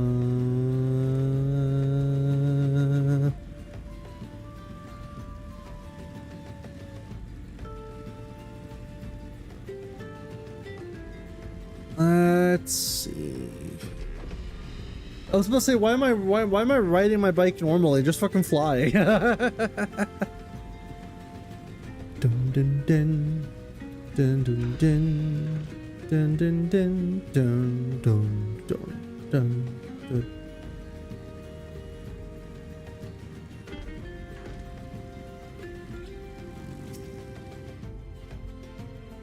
It was here in this holy unremarkable place that my mother and father met their doom. I was but a child at the time.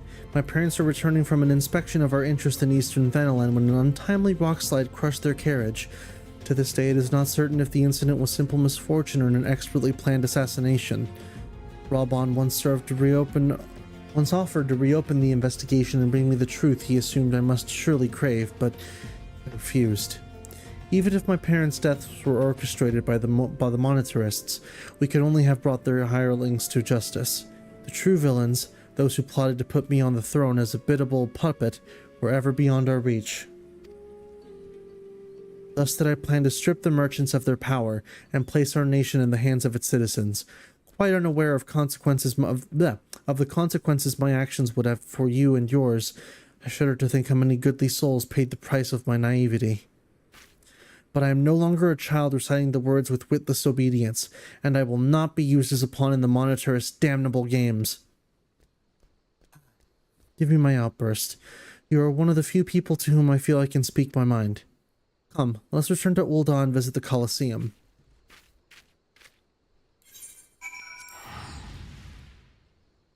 Served? Clipping that? No, don't clip it!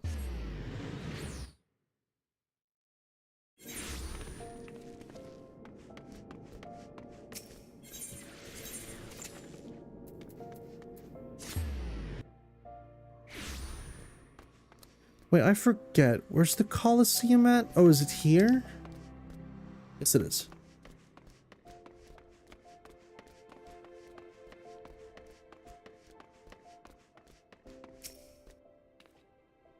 From the moment I became Sultana, I found myself thrust into an endless parade of document signing and ceremonies. For years, I simply signed where I was told to sign and sat where I was told to sit, blissfully oblivious to what any of it meant. Yet one good thing did come from this ignominious chapter in my life, for it was during an official visit to the Colosseum that I first met Raoban. The match I had been invited to attend was not at all what I expected. They had pitted the Bull of Ala Mhigo against some dozen or so rival gladiators. Blinkered though I was, I would not stand for so obvious an injustice, and demanded to see a fair fight, one man against another, and my royal wish was duly granted. It was not until later that I learned of the gambling ring which had arranged for Raoban to die on the sands that day. Regardless, my intervention meant that Raoban had but a single opponent to dispatch, which he duly did, and when he knelt before me to receive the winner's purse, he swore that he would one day offer me his blade in service. Surrounded as I was by liars and manipulators, I confess I dismissed it as a pleasant piece of theater. But as you know, Raoban is a man of his word. Though it took him another 5 years of fighting on the blood sands, he amassed a fortune so great as to buy not only his freedom, but a seat on the syndicate, and then I had my blade.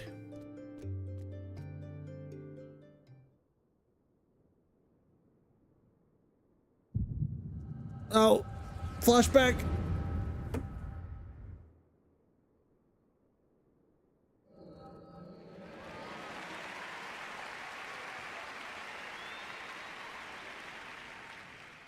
Incident was simple misfortune or an expertly planned assassination.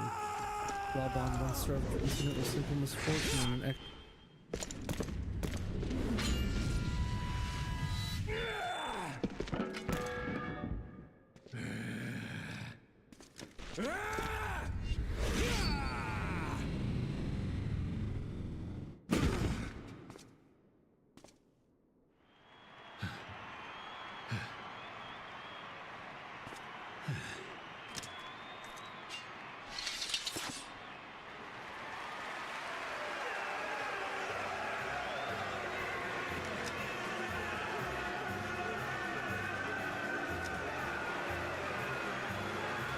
Oh, you heard the clip?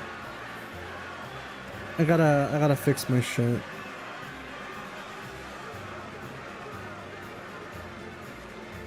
Oh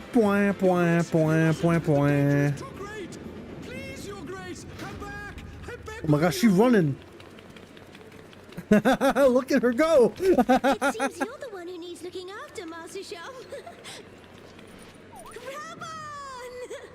Your Grace, I have kept the promise made. So you have, and in turn, so too shall I keep mine.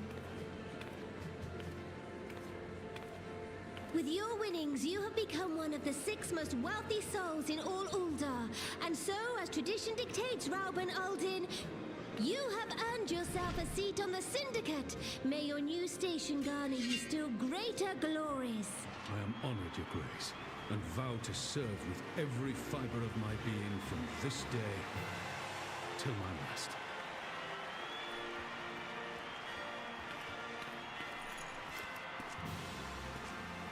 Long live the Sultana, and long live Uldar!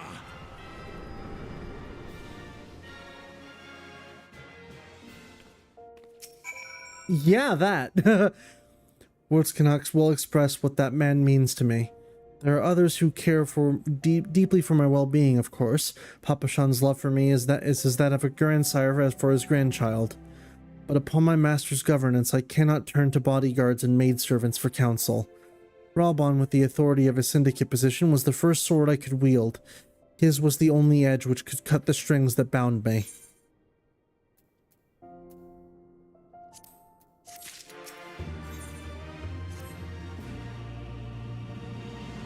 We must make haste. My absence will not go unnoticed by the Sultan Sworn for long, and there are other places I would visit.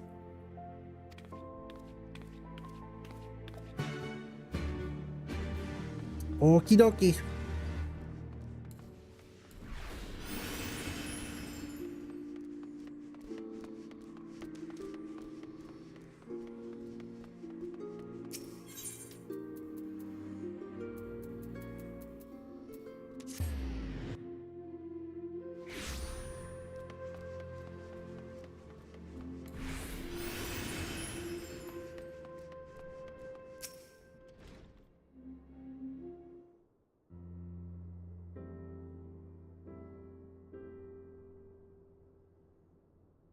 When the calamity threatened, Ralban led the Alliance forces into battle on the plains of Cartno, and I remained here. I prayed with all my heart that Archon Louis Squall would have the power to rouse the 12. Since that day, I have made a custom of visiting this shrine during each of my little excursions. Here I seek the blessing of Thal, reflect upon my choices, and ask myself if I'm fulfilling my duties as Sultana. You are rightly celebrated as a champion because you have led the line in 100 battles for the good of Eorzea. In much the same way, I believe the measure of a monarch lies in how she leads her people in times of adversity. If I am being a Sultana worthy of the name, I cannot turn a blind eye to the troubles facing Ul'dah. I have chosen my path, Val. With Ala Mhigo now freed from Imperial chains, I finally see a way to aid the refugees. Already many displaced Ala Mhigans seek to begin the long trek home. To facilitate that process, I have made a small contribution, an artisan school in Rhalgr's Reach for any who wish to learn new trades. Realistically, however, it will take years for such training to yield tangible benefits. But we do not have years. These people will need shelter and employment if they are to survive, and this time, the Ul'dah Treasury shall provide. Precisely where and how to allocate the necessary funds is, of course, another question. Might you ask a member of the Syndicate? No! Why not seek the advice of one who employs refugees?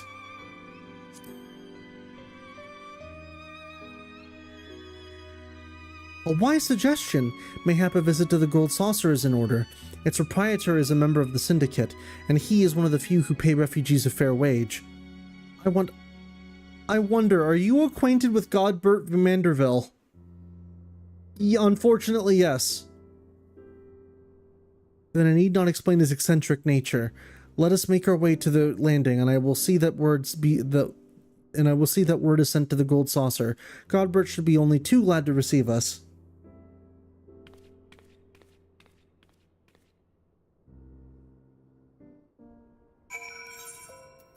Time to go gambling.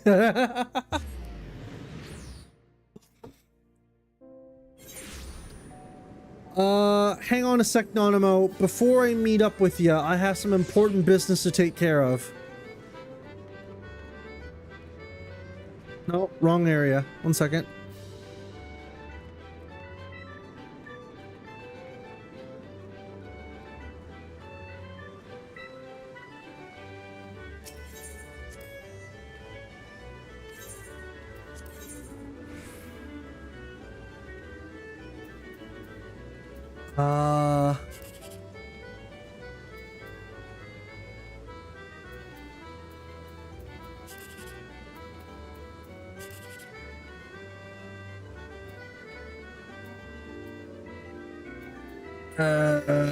Let's go with this.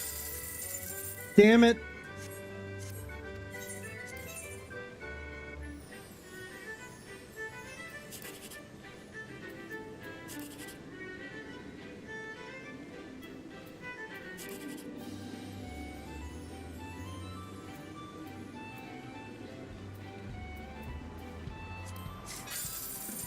Damn it.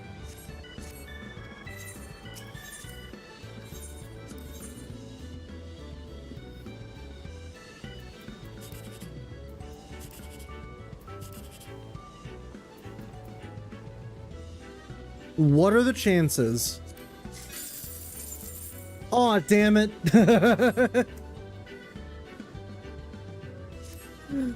Alright, that's enough for that then. Also, I didn't actually... Hold on. I meant to go to the airship landing, but... sorry, I jumped the gun. I went to the Gold Saucer first.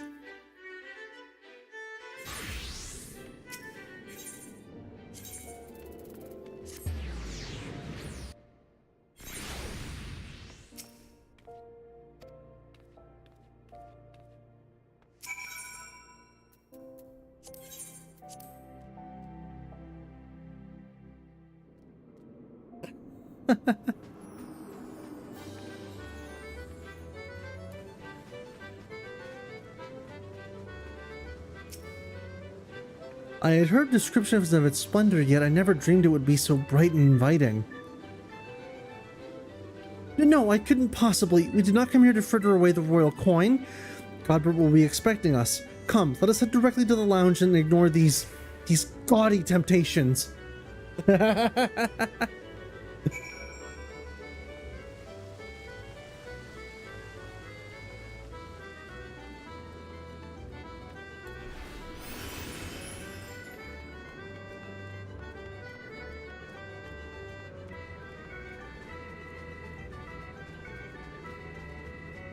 Hang on, Nanamo. I know we're on a business trip, but I gotta.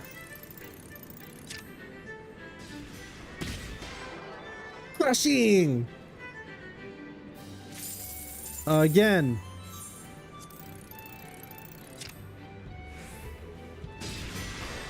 Pulverizing! Again. Crushing! Uno más. One more. Crushing! Alright, I'm good. I'm good. I'm good.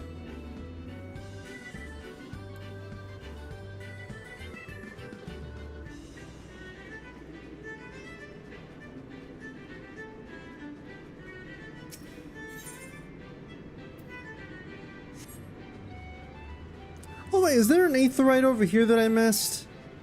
This must be the one that I didn't attune to last time. Yes, it is. Bum bum bum bum bum ba-dum bum bum bum bum bum ba-dum. Ew, gross mahjong. Ew. Gross mahjong. Disgusting.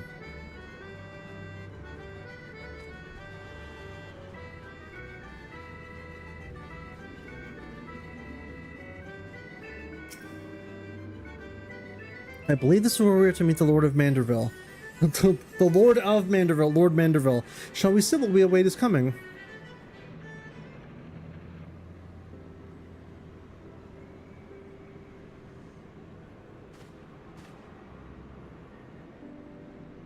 My apologies, Your Grace. I have kept you waiting. No apologies are necessary, Godbert. My request was sudden, and you were kind to make yourself available at such short notice. When the intrepid Velfox and the Sultana herself come calling, there is no more important engagement.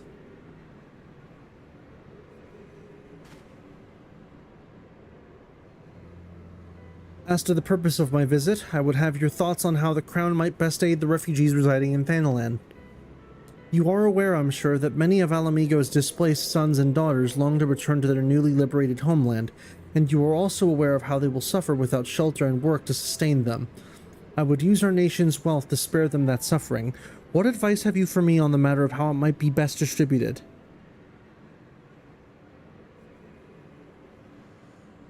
The unusual circumstances of our meeting and your Grace's choice of companion would suggest to me a desire for an honest and unvarnished opinion. I shall give you one. My advice to you is, stop. Taxing Ul'dah's wealth to save Ala Mhigan refugees is a terrible, terrible idea.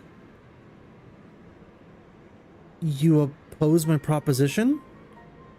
Most sympathetically, I agree with your Grace that the refugees must have housing and employment, but what profit is there for Ul'dah in this arrangement? Profit? After all you have done for Girabani is displaced, I thought you the very last person to seek benefit from their misfortune. Forgive me, Your Grace, but you appear to be laboring under a misapprehension. It is a fine endeavor to support one's fellow man, I fear. It is a fine endeavor to support one's fellow man. I fear, however, that your stance is one born of pity. Your intent is to save the refugees, is it not?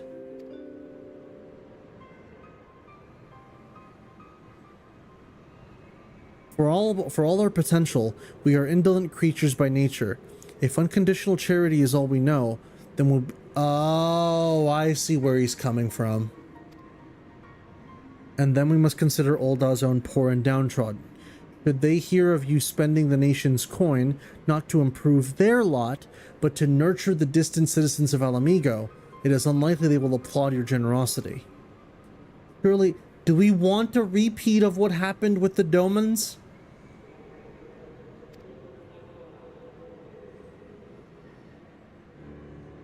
Indeed. Then any support I pledge to the refugees must promote self-sufficiency, whilst also serving the interests of the people in Ul'dah. Exactly so. Such an arrangement will create a far more equitable relationship with the returning Ala Mhigans, even as it generates the revenue required to win the approval of your subjects.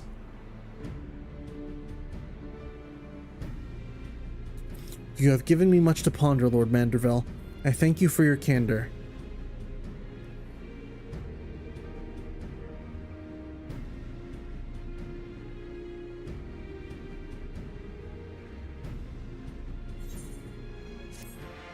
Honestly, the idea I would come up with is take the downtrodden of Ul'dah, right?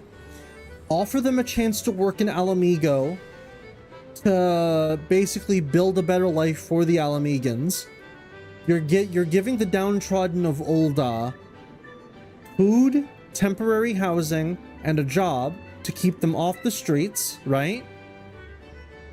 And you're not taxing and push them somewhere else. I mean, in the loosest sense, I suppose. But you're basically giving the downtrodden and, like, you know, the homeless a place to work. You're giving them temporary housing in Ala Mhigo. All the while they build and recuperate alongside Ala Mhigan forces to rebuild the city.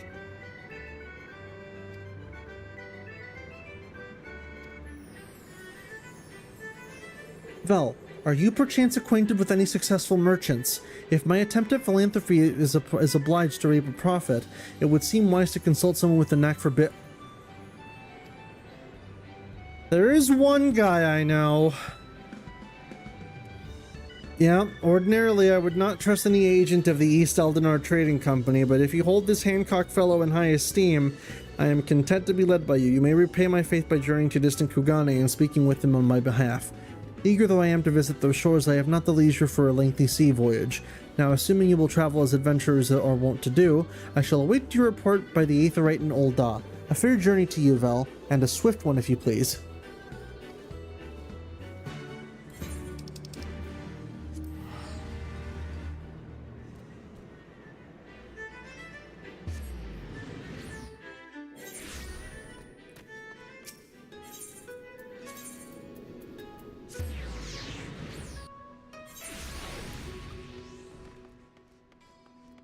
I know my way around Kugane.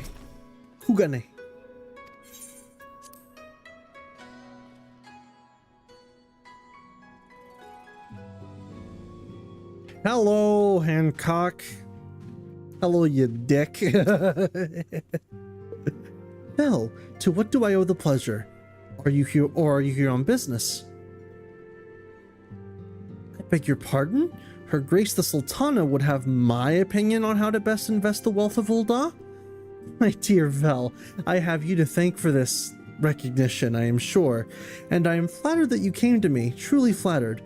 But why settle for a lowly apprentice when you could have the master? Upon matters of profit, there is no living soul better qualified to advise your Grace than Chairman Lother...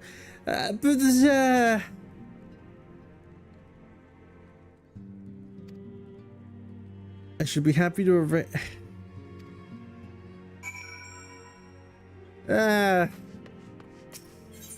not really what I came here for, but... I stunt. You got a meeting with Hancock too? Imagine if he said Tataru. That'd be crazy if he said Tataru.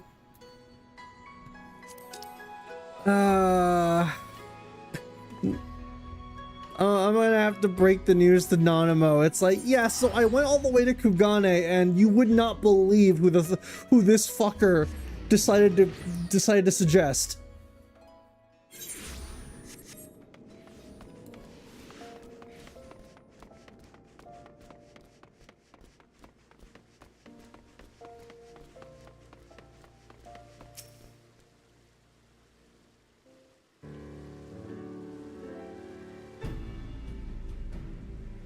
Welcome back, Phil. Did your merchant friend have any useful advice to share?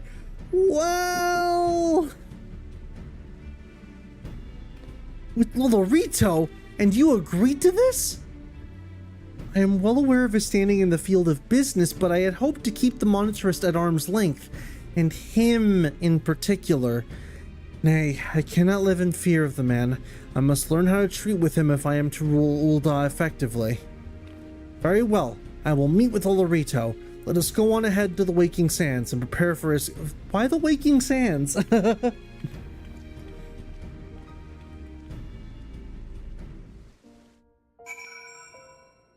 Oh. Hey, we just got teleported to the Waking Sands. Isn't that nice? Pray return to the Waking Sands.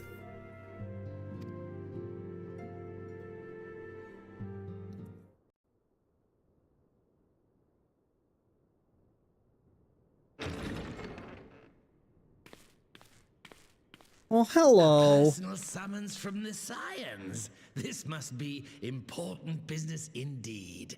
Though, if it concerns anything so underhand as an assassination, I fear I can be of little help.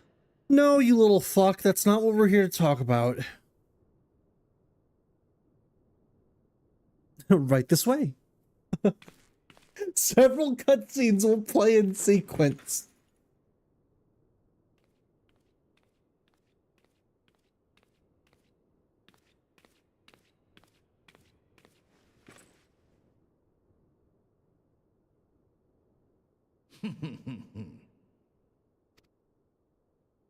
You have made your point. 'Tis indeed unsettling to find oneself seated across from an impassive mask.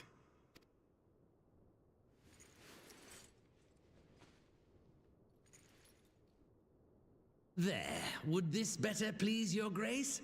Or should I address you as Lady Lilira?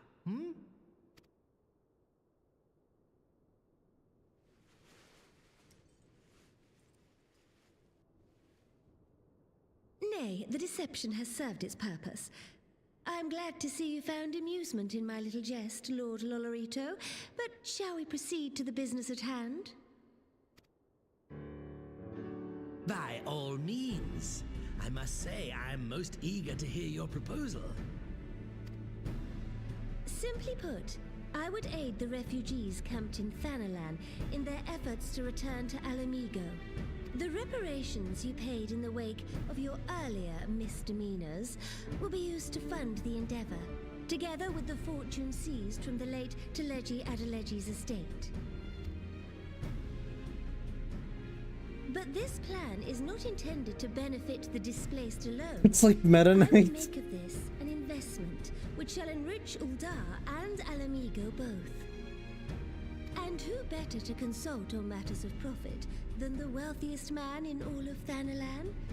I beseech you then, Lord Lolorito, share with us your mercantile wisdom. Ah, 'twould seem your grace has matured beyond acts of earnest yet misplaced charity.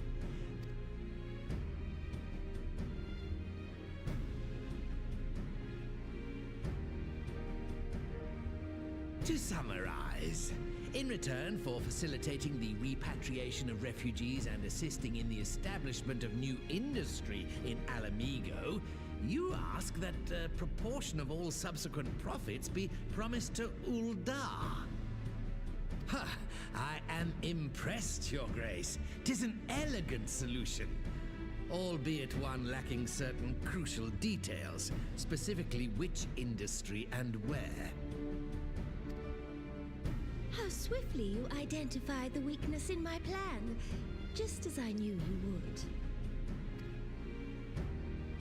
Your travels have taken you across the length and breadth of Gir Abania, and you know the land far better than I.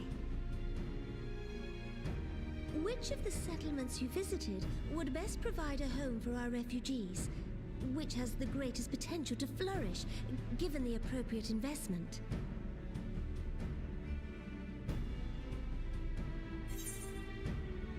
Oh. Good question. Ala Ghana to house the refugees. From what I recall, Ala Ghana was basically just a couple of tents. Not too sure if that would be a good place to start, but it could make for a good foundation for something new. Alagiri. Not to house, to build an interesting... Oh, then Ala Ghana. Absolutely Ala Ghana. Ala Ghana is nothing but a bunch of tents. That is like prime real estate to start something new. Yes, Quarry Town certainly does carry the potential for profit. At least it would do were it situated anywhere near a lucrative market. It would cost more to transport the materials than they are worth, in my humble opinion. Okay, fair point.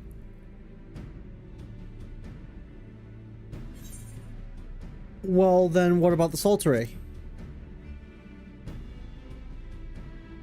Ah, yes, that desolate little village on the shore of Loch Seld. I know the Salteray and its products well.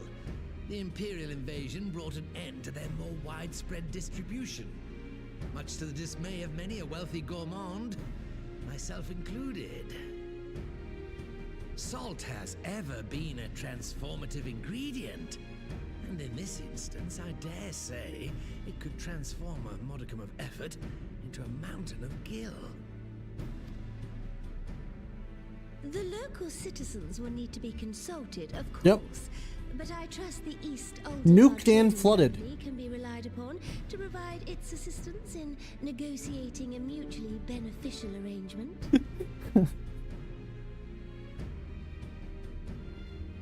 Naturally, Your Grace.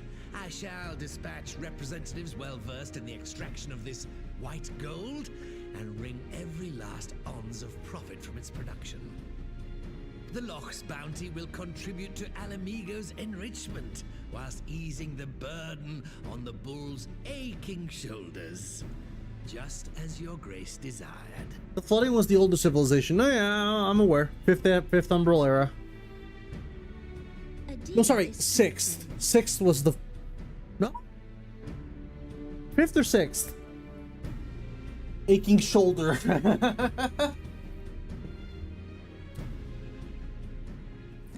Aching shoulder is right. Also, I'm gonna stand up for a minute while I'm playing.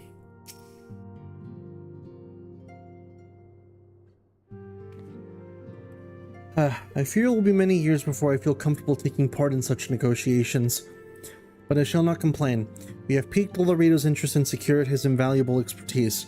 Thank you, Vel. I could not have done it without you. Let's go with the...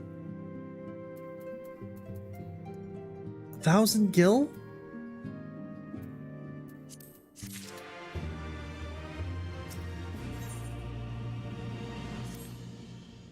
Of our course decided, I shall return to the palace and have my ministers begin our work on implementing the particulars of the plan.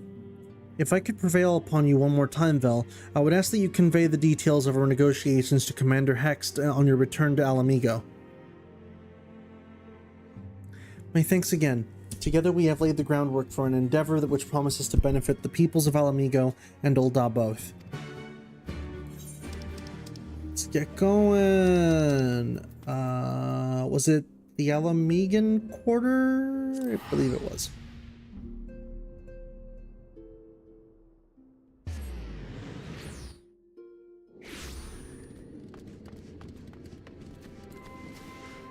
Hello, Lise.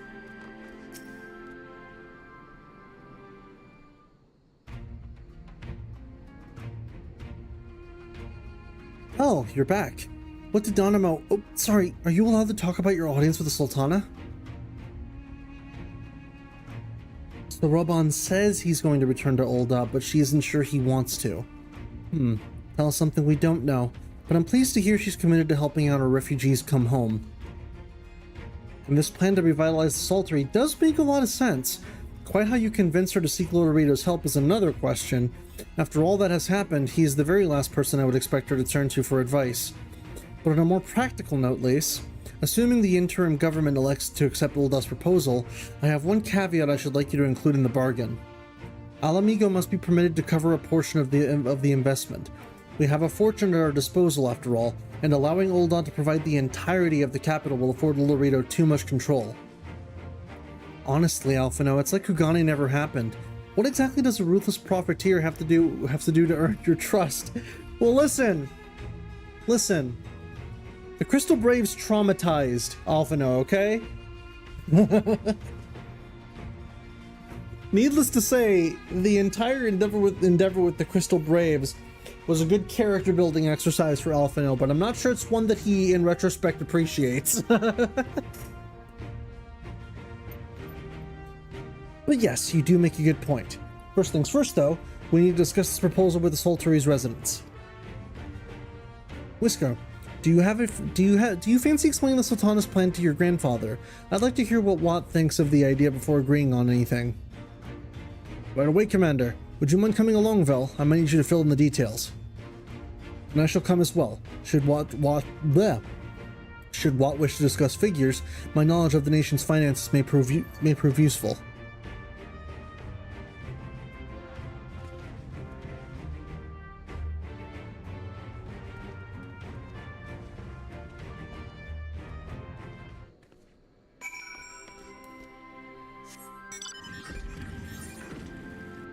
Oh wait, I just realized, are there any blue quests that I'm missing here? Here in particular? No, I'm not. I would have to check and see where I am missing blue quests.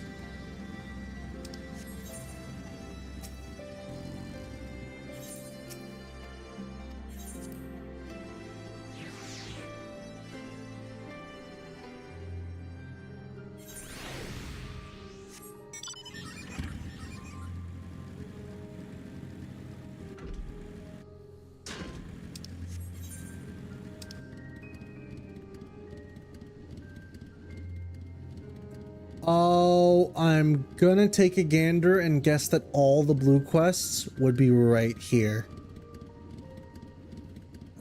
Should I do them right now? It's like 4 that I'm missing, I think. This is closer to the area anyway.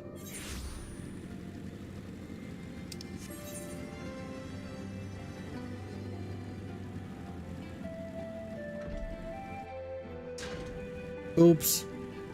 Didn't mean to do that. Yes, do the blue quest so I can go further ahead of you.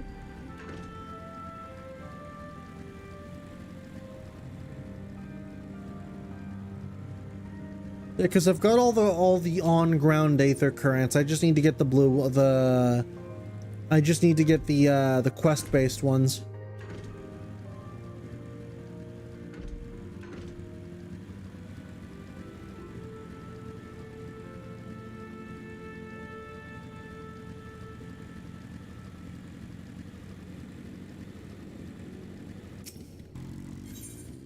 Oh, that's one.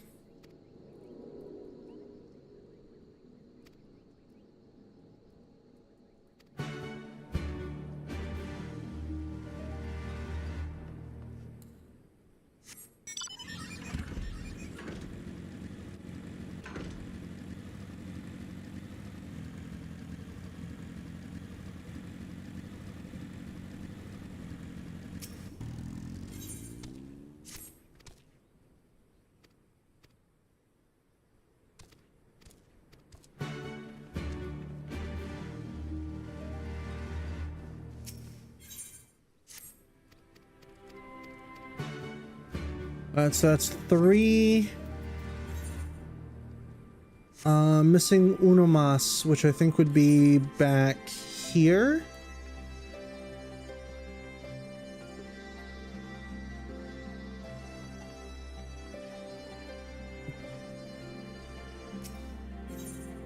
Yep.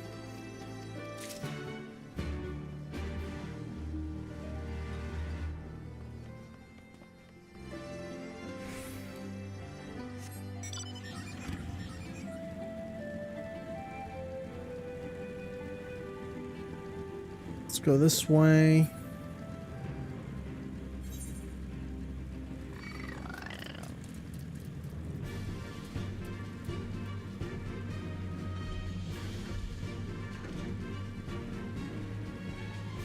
Ba-da-ba-ba-da-ba-ba-da-ba-ba-da-ba.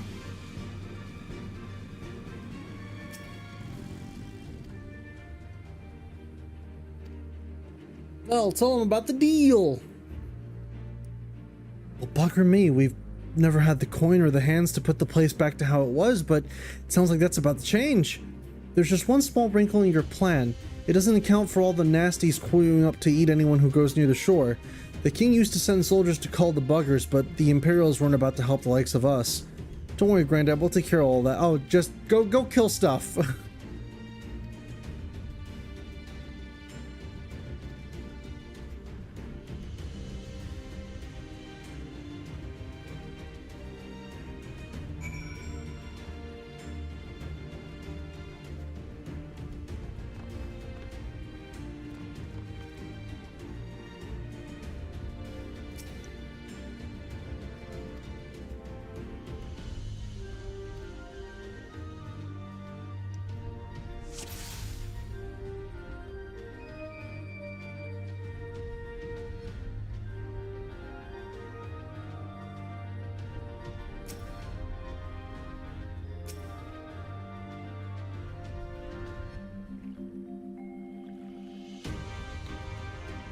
Is that a yabby?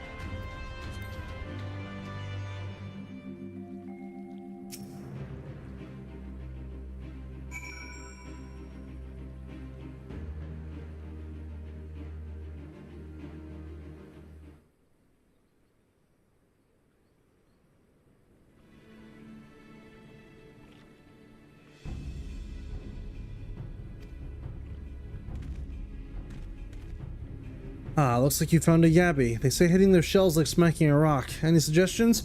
Well, listen, if I suddenly switch to Marauder, or Warrior, I mean, I'm pretty good at breaking rocks.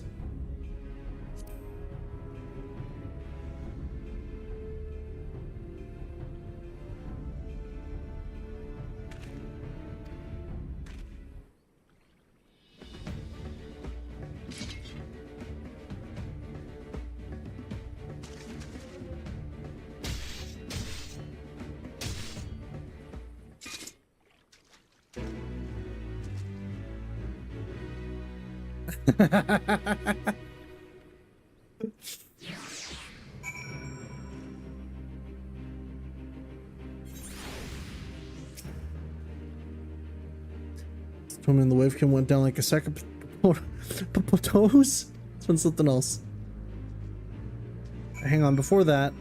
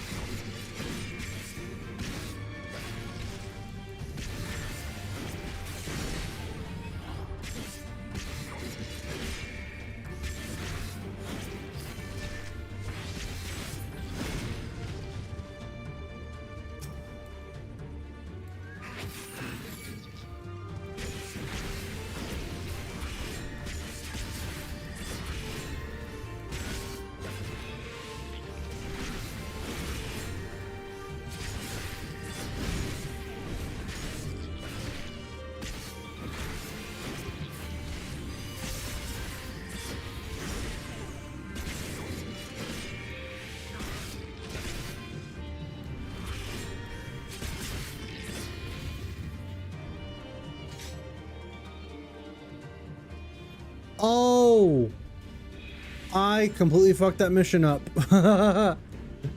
I I get it now, though.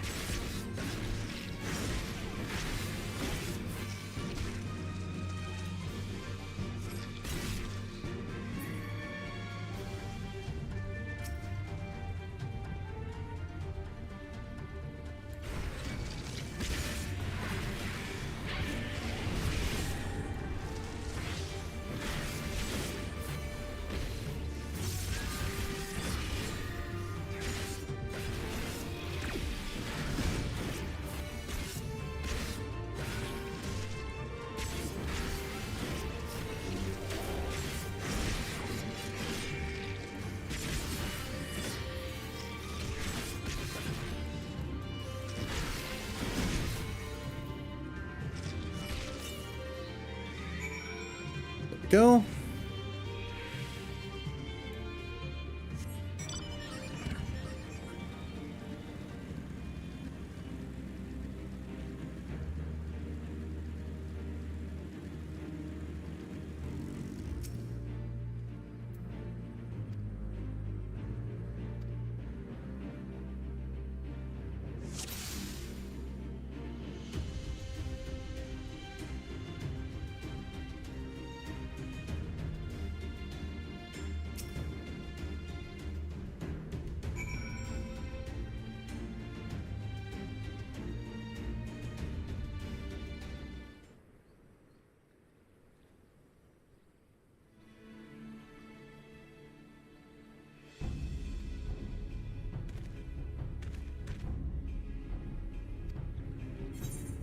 Destroy the core within its brow. Just hit it really, really hard.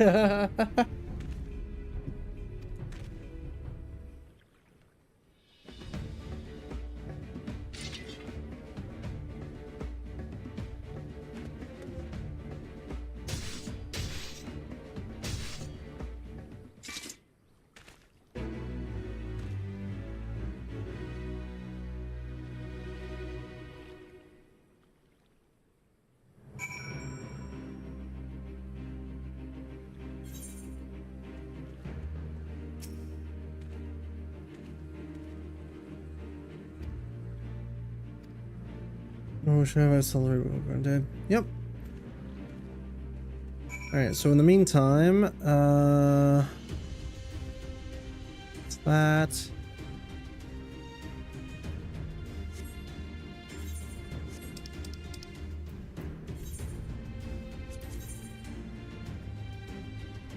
That's all the way up there.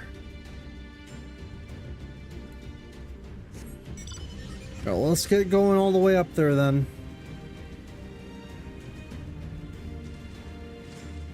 Actually, wait, are there any...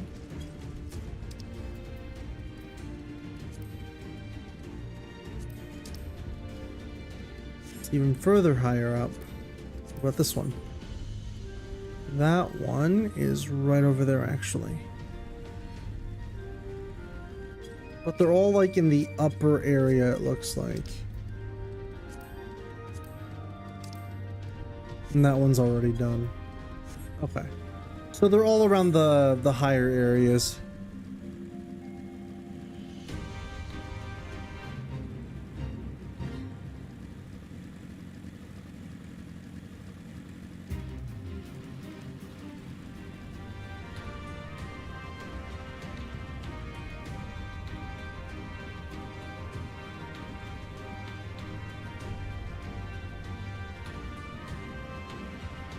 I'm getting these done first so I can like just easily fly around, just so I'm not like rolling all over the place for the remainder of the expansions, because if I'm not mistaken, all the other Aether currents are pretty much done.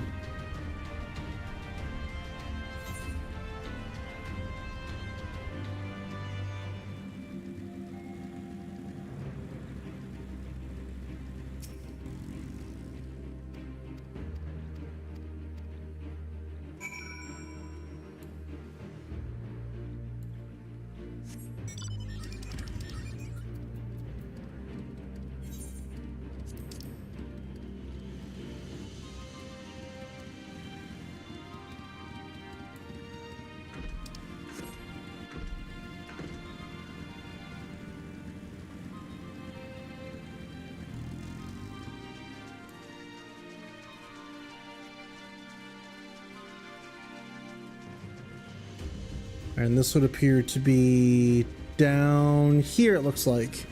So let's take a dive.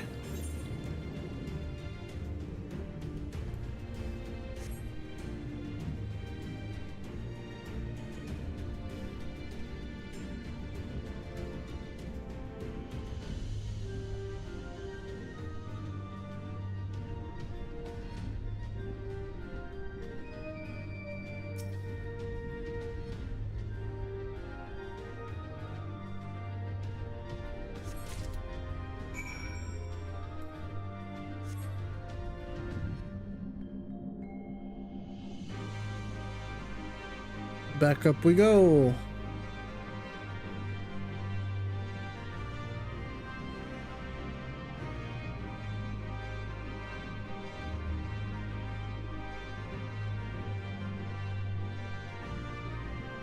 Stop drowning. I'm not drowning. What do you mean?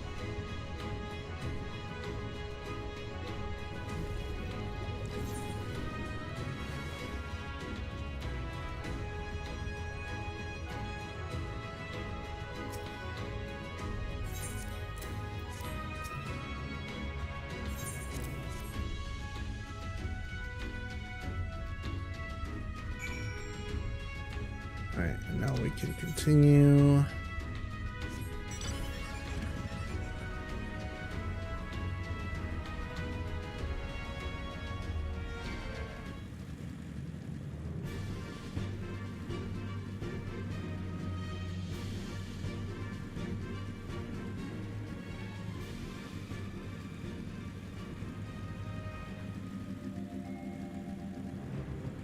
And up above is where they want me to go for this, so there's gonna be likely an area around here that loops up.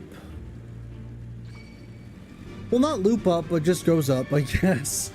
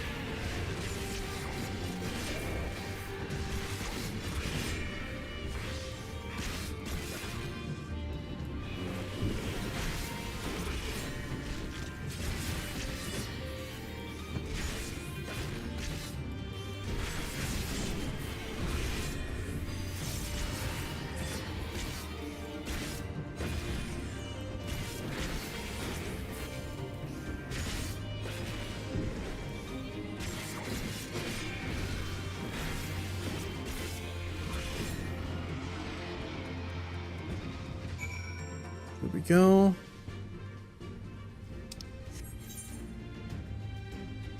And something to that side. Oh shit! That is not what I meant to do. Is there a path that leads up there? No, it actually looks disconnected. Hold on.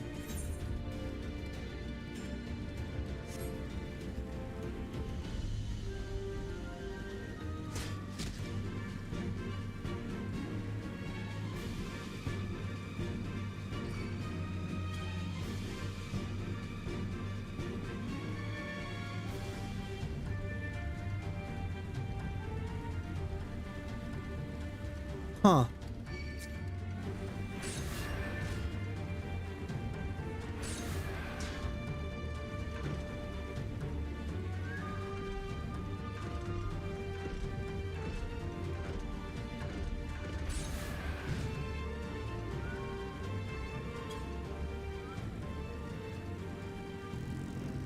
I'm noticing they're having me do that a lot more often.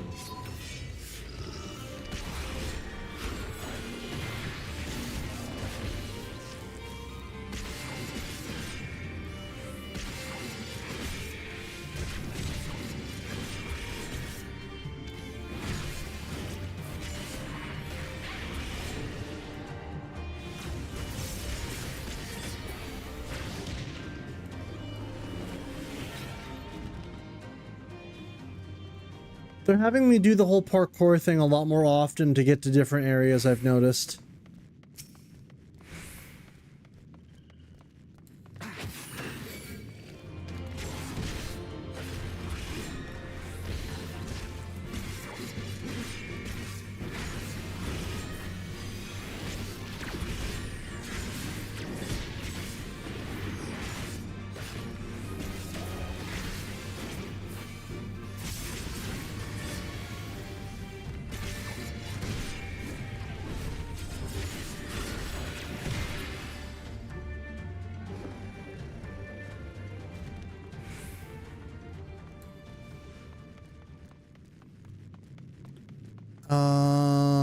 And it looks like there should be another one.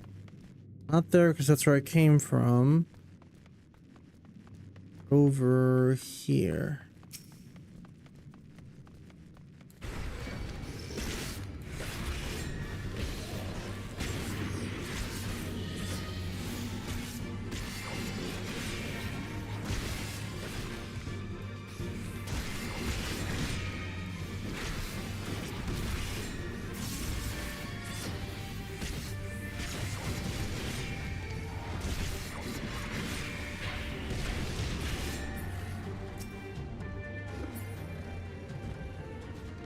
Then the final one will likely be...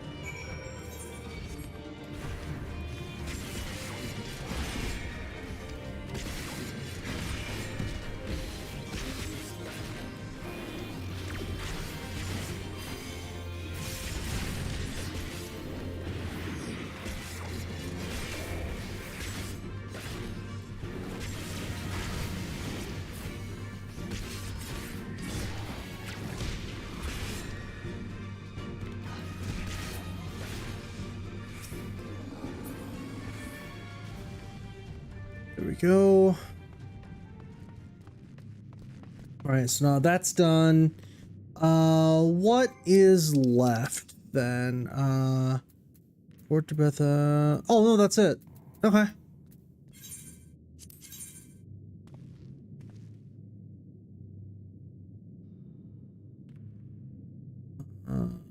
Yeah, that's it. Let's go back.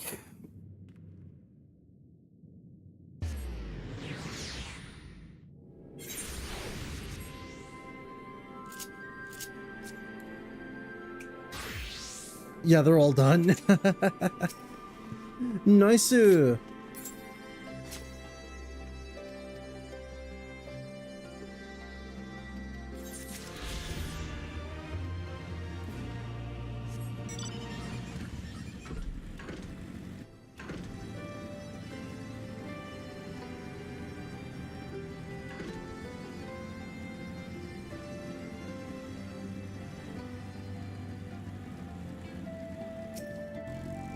See, I told you guys it would be worth it in the end.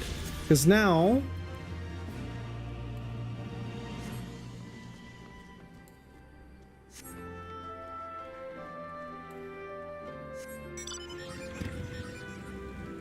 I'll have the ability to fly after this.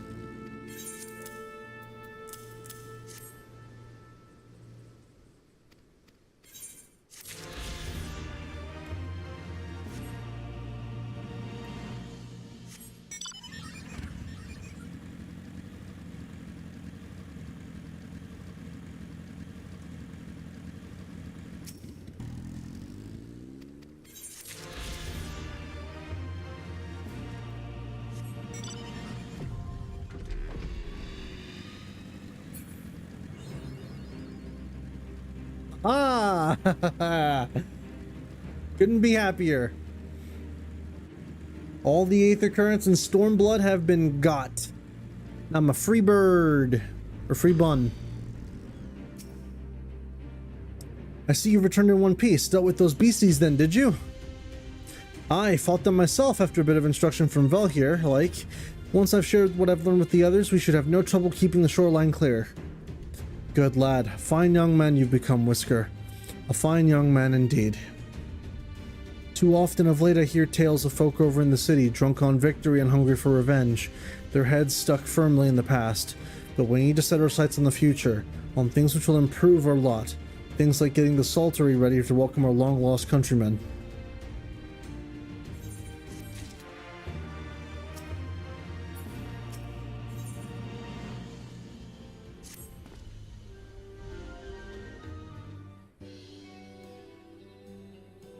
It seems Whisker has the Saltery security well in hand. I, meanwhile, have discussed the next steps with Master Watt, and have completed my inspection of the site.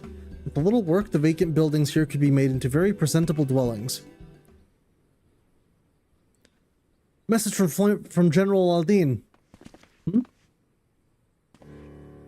Apologies for the interruption, sir, but the General would speak with you at your earliest convenience. Do not feel obliged to wait around for my account. I will remain here to hammer out the finer details with Watt, and act as an intermediary with our business partners in Ul'dah. You should go. General Aldine asked that you wait for him by the main gate in the Ala Mhigo quarter. My apologies again, sir. Fare you well. What could Robon want?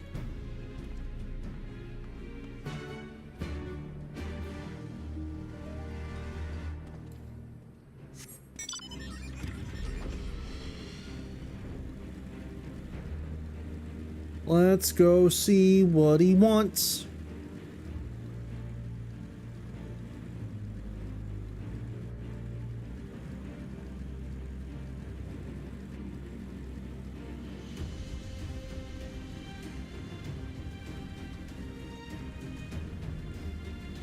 Oh my gosh. Also, we're almost at the 3-hour mark. Meaning we'll only have about 30 minutes left on the stream, roughly. 40-ish minutes. Like I said earlier, I won't be going for nearly as long as I normally do this past week. The streams will be rather short this time around, just because, again, I do have other priorities. And I will be streaming post-game Monday, Wednesday, and Friday.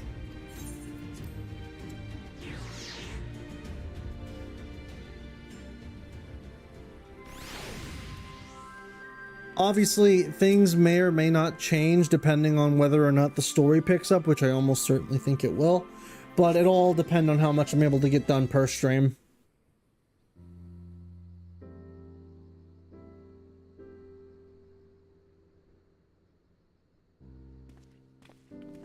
Oh, hey, Robon. Hey, Pippin. Apologies for the wait. People are screaming for the butcher's blood again. No sooner have we broken up one mob than another forms. Thankfully, all have been amenable to reason, thus far. But it is no concern of yours. We must speak of the men Arenvald and his comrades apprehended in the peaks. Oh? By their uniforms, the captives were first judged to be Imperial troops. But after further investigation, their true identities came to light. I dare say you remember Yuyuhasi and Laurentius, the fugitives who conspired with Captain Ilberd in the Crystal Brave's betrayal. Mm-hmm. Oh, do I remember them a little too well? They followed him all the way to the wall. It was they who orchestrated the slaughter of the resistance fighters prior to the Griffin's infernal ritual. Were it in your hands, how would you punish these men?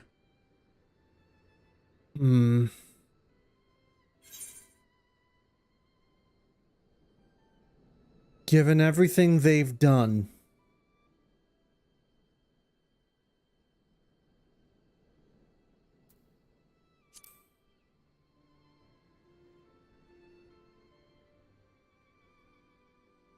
You would spare these animals?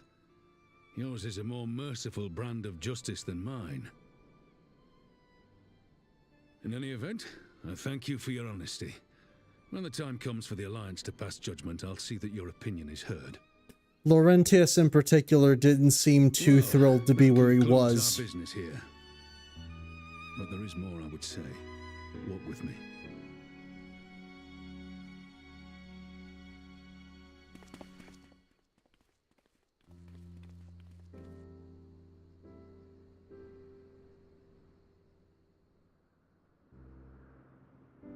But Robon, people die when they are killed. I bear a share of the blame for Ilbert's atrocities. Had I openly supported the cause of Ala Mhigan liberation, he might not have felt driven to do what he did. Things could have been different, and I'm sorry they aren't.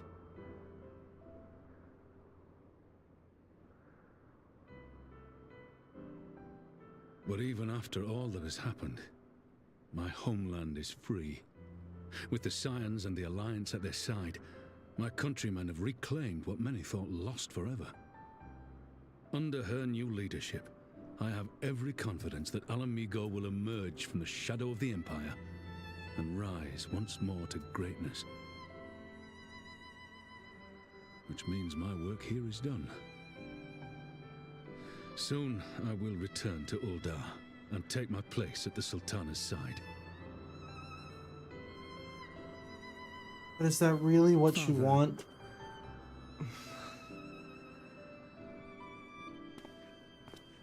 I'll not deny there's a part of me that wants to stay. The same part that contemplated renouncing my rank and joining you as a wandering sellsword. What?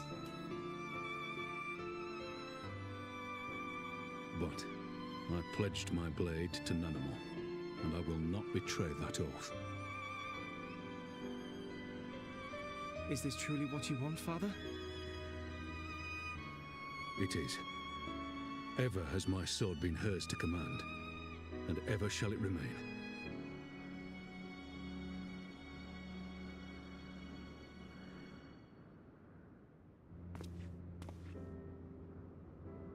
Thank you for lending an ear. When all the rest are clamoring for me to stay, I trust you'll send me on my way.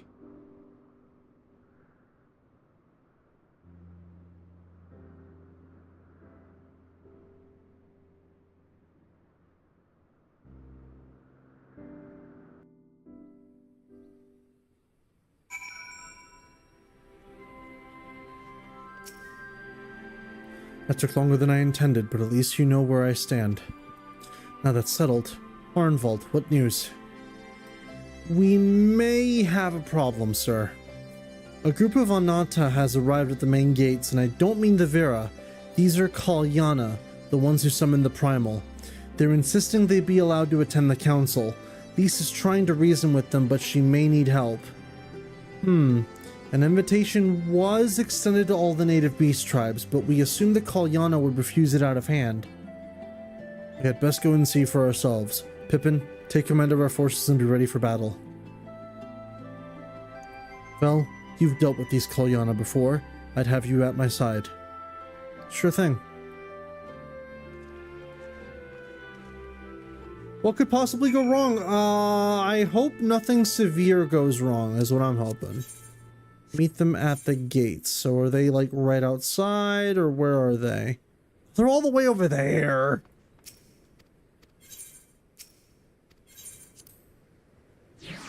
But it's okay. That's what I got my flying bike for. Yippee! I am interested. Oh, excuse me. I am interested to hear what the Kalyana have to say, though, in regards to this. Like, yeah, no, we kind of didn't invite you because, you know, some of the foolishness that happened beforehand, but I figure since we are inviting beast tribes over from here, why not extend an invitation to them? We'll see.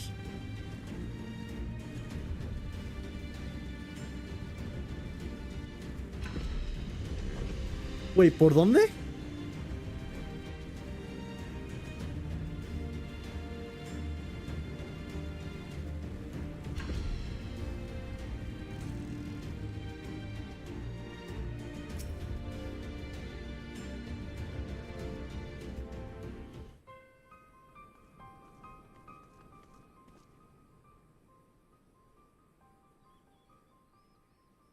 Well, Robon, God, it's good to see you.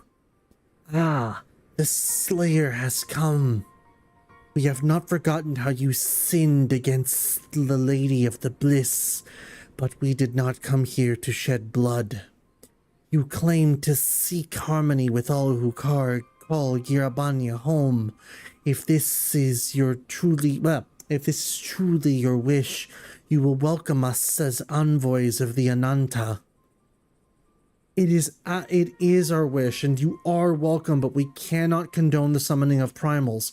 If you want to enter the palace, I must ask that you first surrender any crystal jewelry. You have my word that it will be returned to you when the meeting is over. We will do as you ask, but you will not have our weapons. We are not so foolish as to place ourselves entirely at the mercy of our tormentors. I reckon that that's the closest we're going to get to a compromise, and we will have people standing guard. Aye, let them keep their swords. Then we have an agreement. Lead the way to your meeting chamber. Man, okay.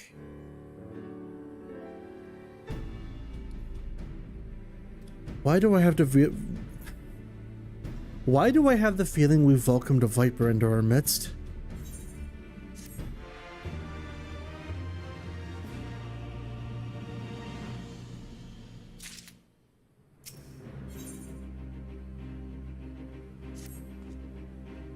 Kolyana's elder intentions seem at odds with all we know of her tribe. What do you think, Vel? The enthralled cannot be trusted. No.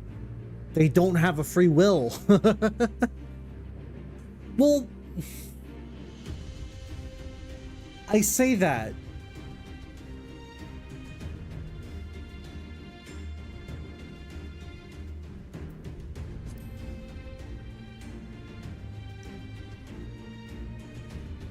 You believe in understanding can be reached.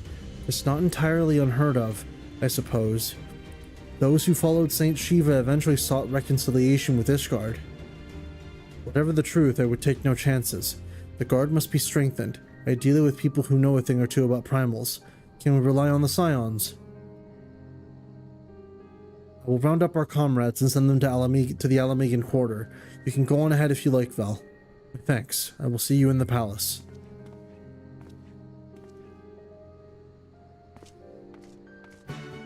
I was about to say, yeah, Shiva didn't enthrall the heretic. Shiva just told them, well, not even Shiva, Iceheart just told them the truth.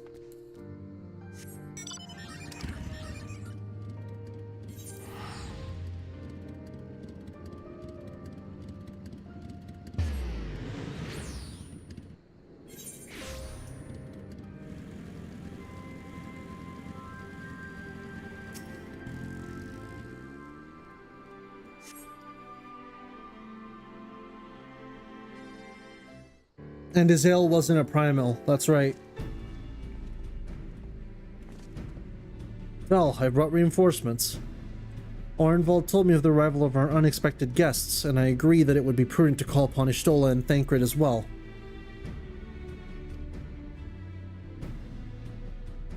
One can never be too careful when dealing with the enthralled. I'm not familiar with the Kolyana tribe myself, but Alizé's report suggested that they shunned contact with the other races, despised it, in fact, even compared to the another Ananta. Indeed, the apparent reversal in attitude is most curious.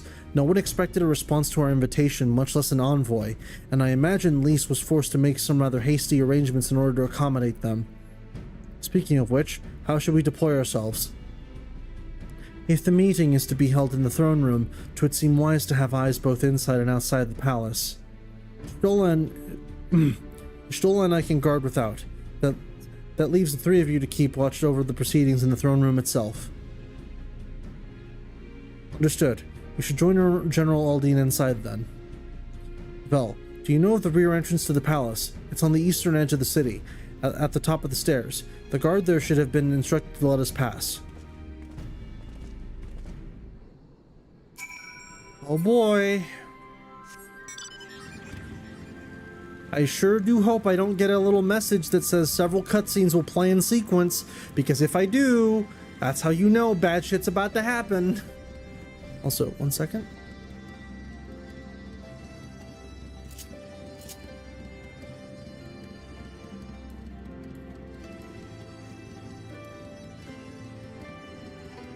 Oh wait, can I just...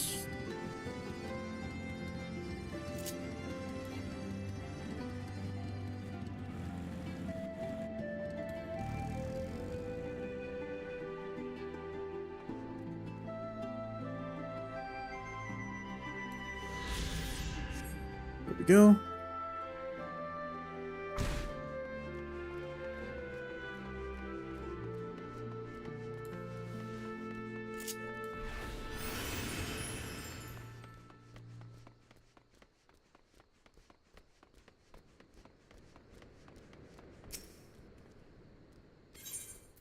To the Royal Palace. Okay, no, we did not get the message. All right, let's see what awaits us.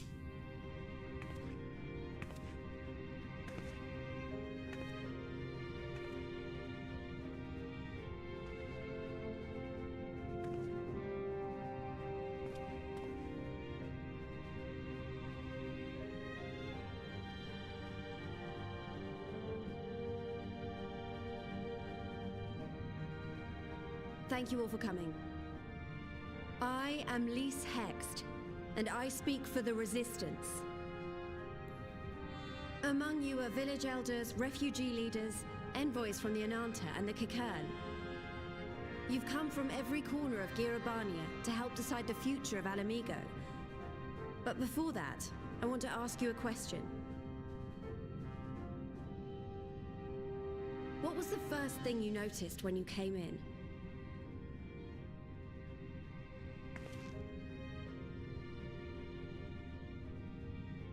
For me, it was that empty throne.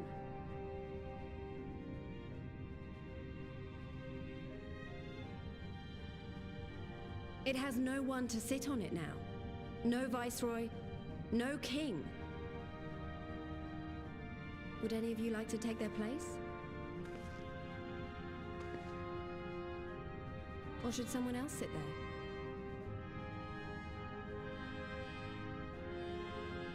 Then let's sit here in a circle, as equals, and I hope, as friends.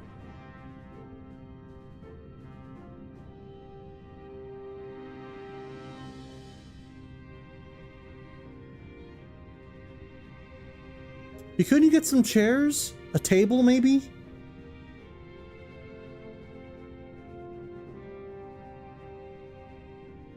Expertly done. Lys has removed monarchy as a choice early in the game and positioned them to consider a joint government. Though it is a good All things move. considered, I would say events have got off to a fine start.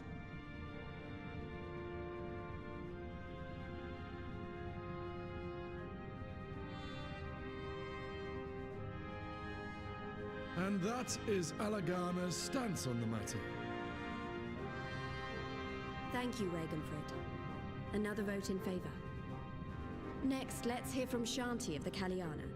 Tell us, how do your people feel about the idea of a republic?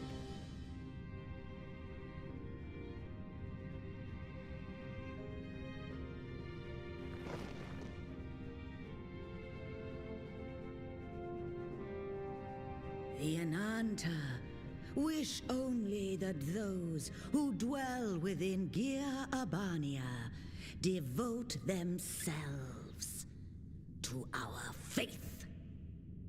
Well, you shall all worship Sri Lakshmi!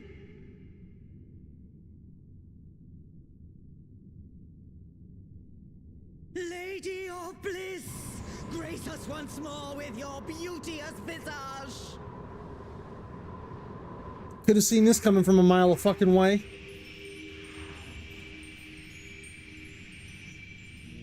Though everyone needs to get the hell out of there right now.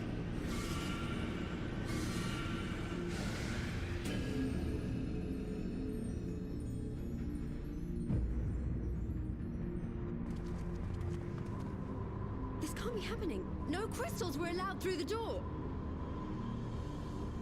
We can worry about the how of it later. We need to evacuate these people right now, or the Primal will make thralls of them all. It's up to us. Agar involved.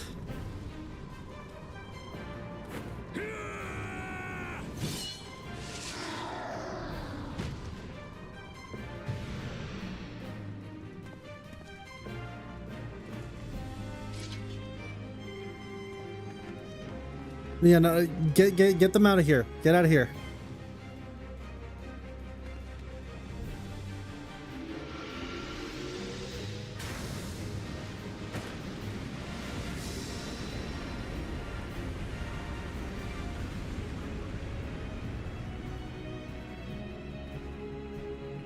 Yeah, I don't know what they were thinking with that.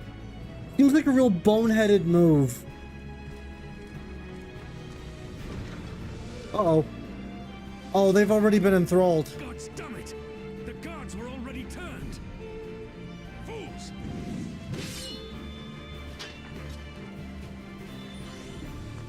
Damn, that's kind of sad, though. Imagine winning your fucking, like, winning your freedom for your country and then, like, weeks to minutes later. Then they're going to be Jeez, man. We have the Warrior of Light and Arenvold to shield us. Aye, but they can't well defend your guests and attack the Primal, can they? We're stuck on the back foot.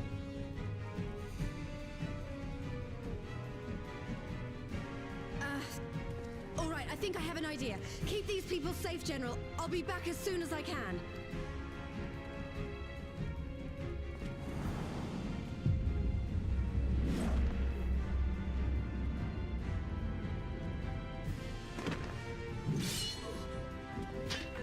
Yeah, whatever she's about, you'd best make it quick.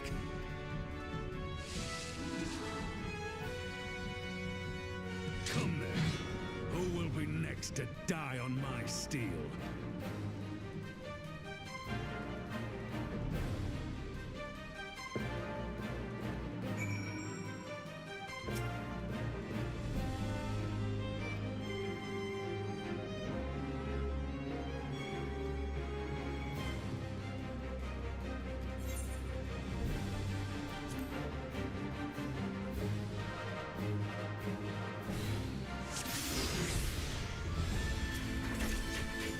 Alright, fighting Lakshmi again.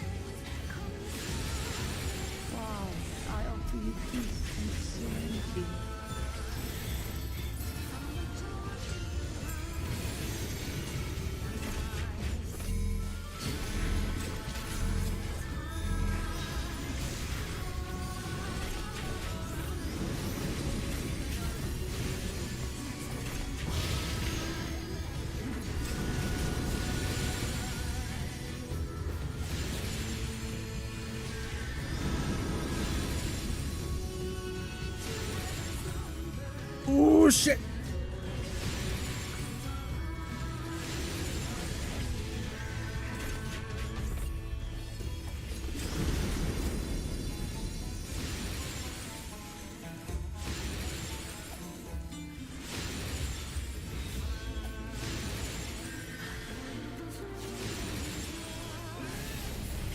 No, damn it.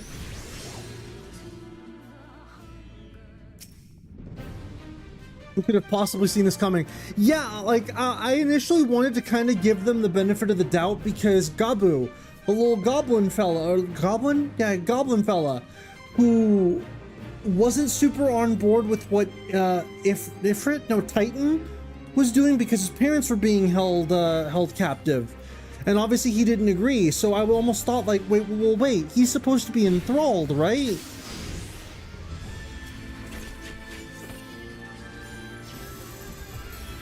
So I thought maybe there would be a chance, but with them, it's like, nah, they didn't seem convincing in the fucking slightest.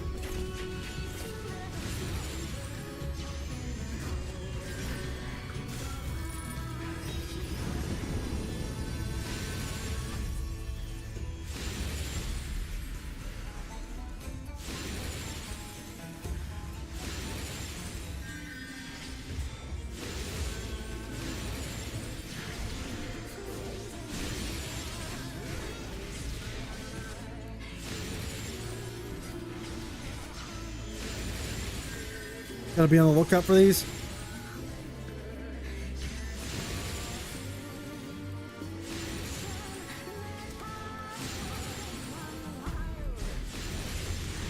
I shall free you from your hate.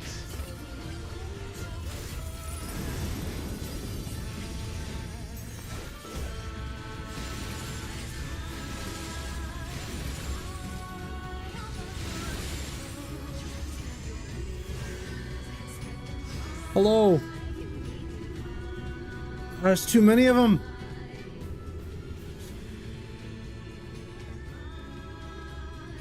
Damn it all! It's only a matter of time before we miss one.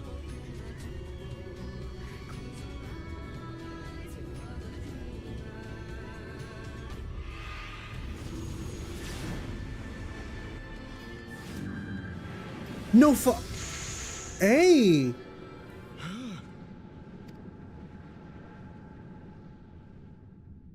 What of it? Do you want to kill this thing or not?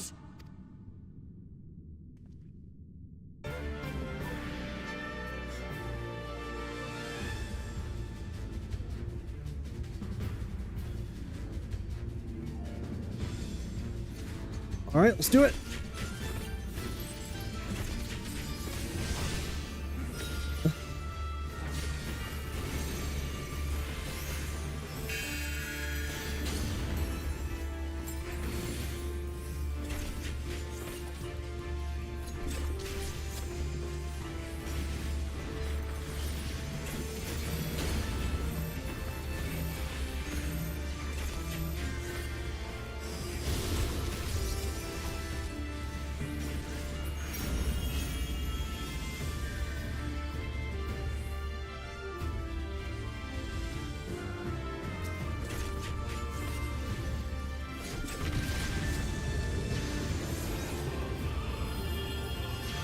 Oh, fuck.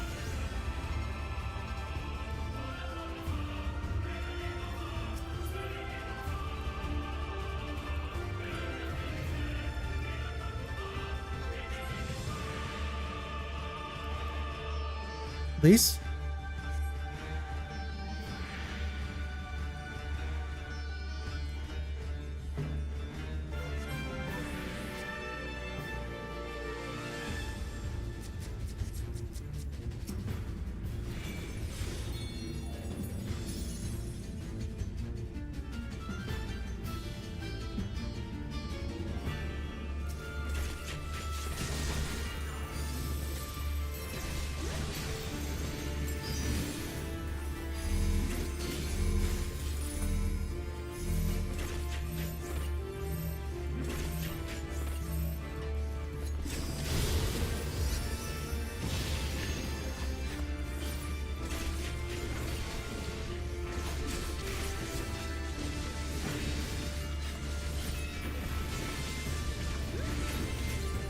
Also, yeah, unironically, Leeson... Why is Leeson Relbonner staying? I'm like, guys, I'm worried for you.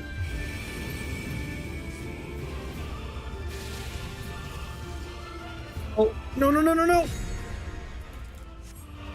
I'm tapping the button.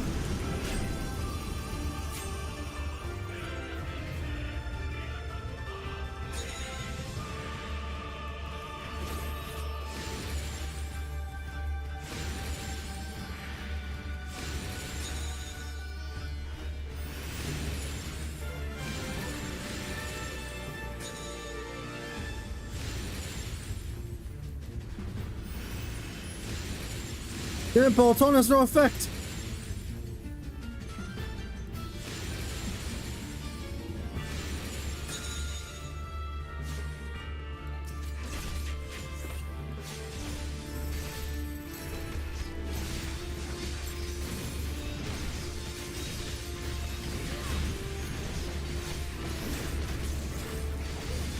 You know your soul's way heavy?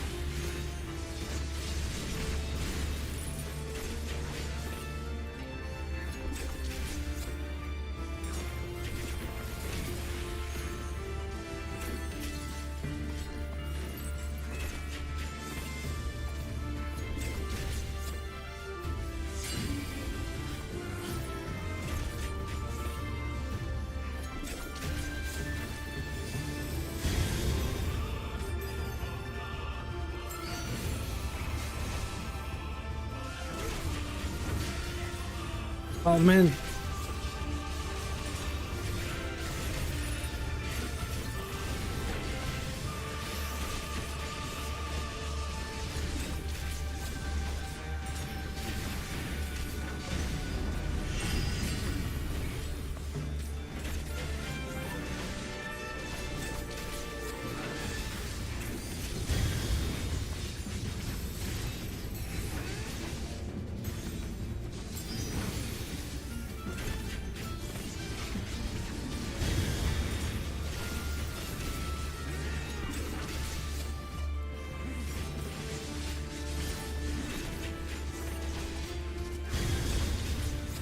And we're not doing any damage to her now.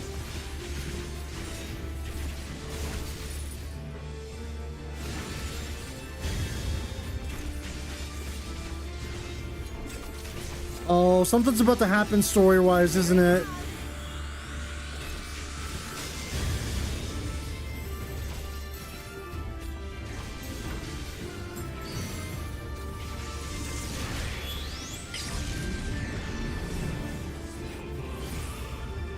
There we go.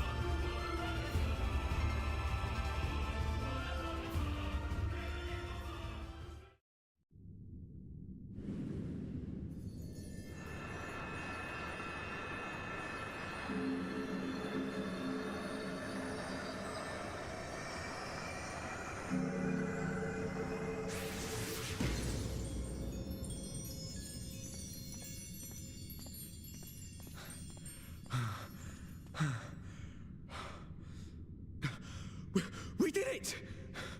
We beat her!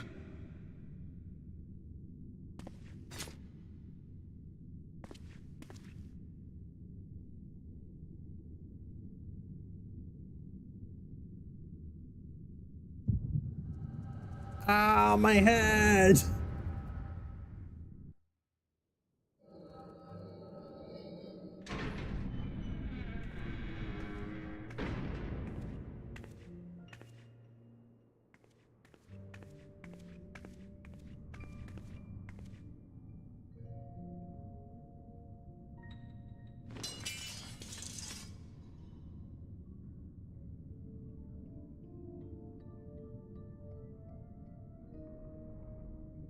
What is this? I'm only gonna say this once. The Ananta just summoned their primal in the throne room. My friends are fighting her, but they need help. They need someone with the echo, and by the gods, I wish I had it, but I don't.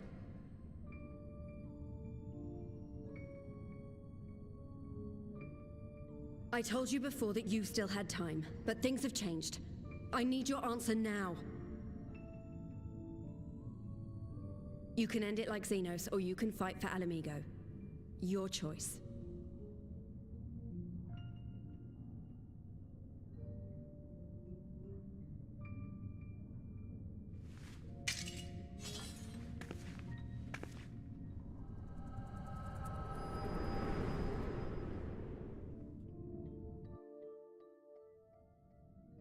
I think after all that, she's redeemed herself. At least for me, she has.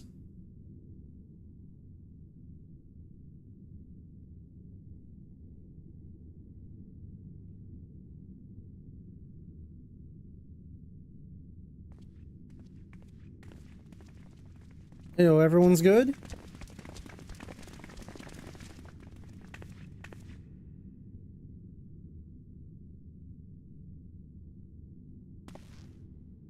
Seven hells. It's her, the butcher.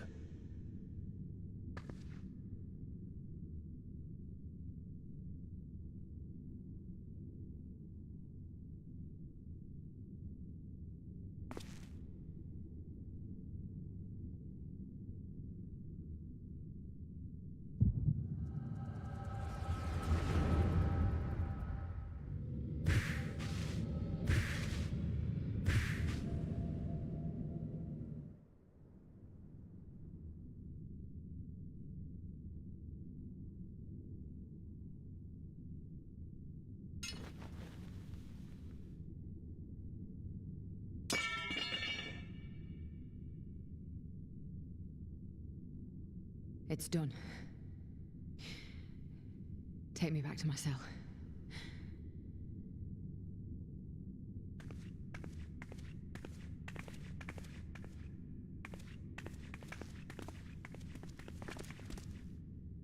You are not forgiven.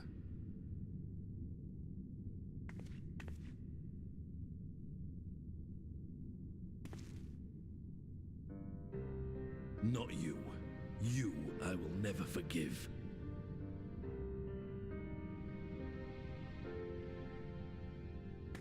But I will thank you.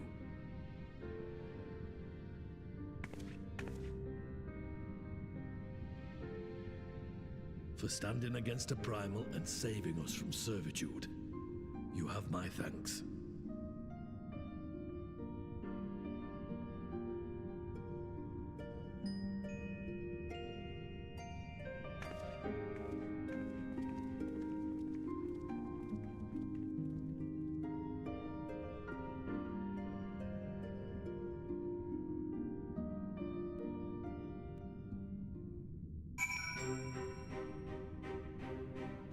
Why is this game so fucking good? Who let them cook? Well fought, Vel. Arenvold. That was a near thing. Aye, our stand against the Kalyana would have been brief indeed had you not volunteered for guard duty. We'd be enthralled as surely as our sentries were. They must have planned this far in advance. Security was my responsibility, and I know how dangerous primals can be. It's my fault, my stupid mistake. Nay, alas, we were all caught unawares. We will take this as a lesson and watch our own more carefully in future. You can be sure that the lackeys who smuggled the crystals into the throne room weren't the only thralls in our ranks. The soldier who first spoke up in favor of Kalyana keeping their weapons springs to... Yeah, that's a good point too.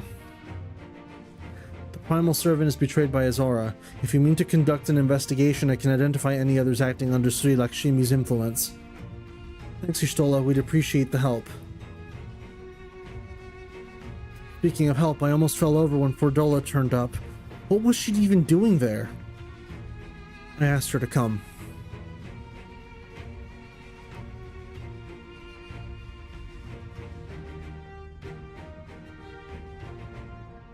Well, that explains it then. It's sad, but Regenfrid was right. Her victims will never forgive her for what she's done. But I don't think Fordola picked up that sword looking for forgiveness. She just wanted to fight for her country. If you say the world in which Fordola grew up is partly to blame for what she became, then as an Ala Mhigan, I feel responsible for improving that world. But we can't ignore what's happening right now. We have to show people a better way than vengeance, or we risk giving birth to a new generation of skulls. I know it's idealistic, but I want to help people to let go of their old grievances and make peace with each other, and I'll hold 1,000 meetings and talk till I'm blue in the face if that's what it takes.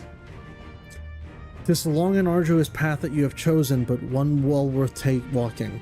Rest assured that I will do what I can to help you reach your destination. Thank you, Alphino. The first step will be to get our representatives back in the throne room. They're a little shaken, but not one of them seemed ready to run. We're all determined to finish what we started. I will see that you're not interrupted. Vel, you and the Scions are to stand down. Get some rest. You've earned it.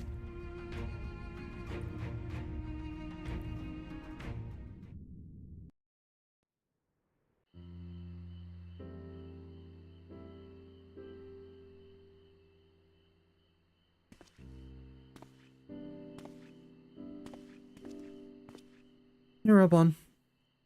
A fine spot to contemplate the heavens.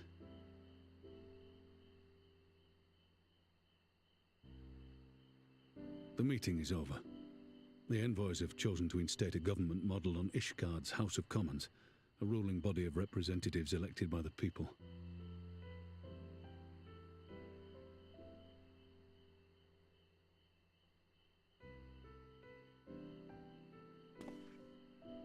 It is a fair decision, and one which signals the end of my part in all this. But I would gaze upon Girabania's stars one last time before I leave.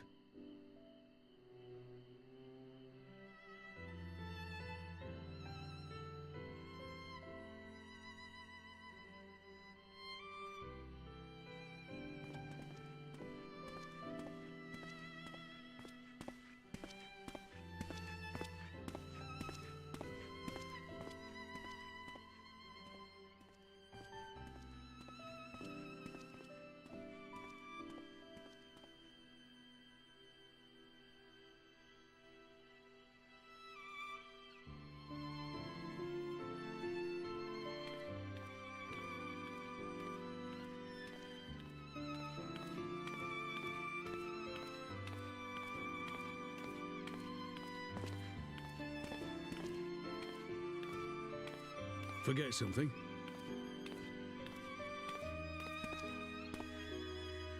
Your Grace, there was no word.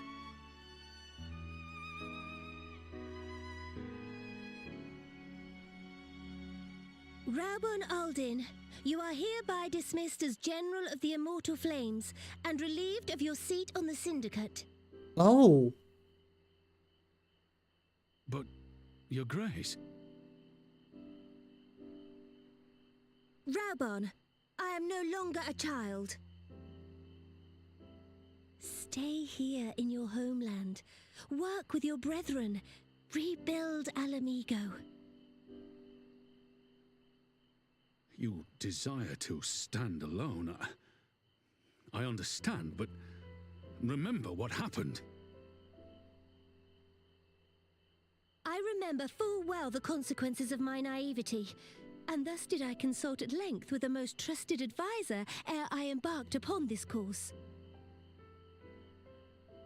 A most trusted advisor? And what of me? Am I no longer deserving of your confidence? What trust can there be between us when you withhold the truth from me? Did you think me oblivious to the anguish in your eyes when you spoke of returning to Uldar?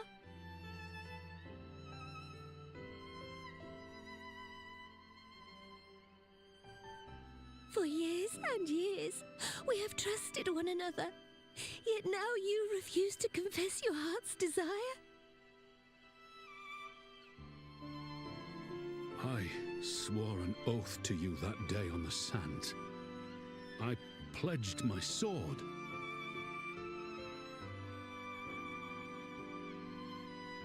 And it has served me well. But in Pippin you have forged a new sword, as sharp and deadly as the blade you bequeathed him.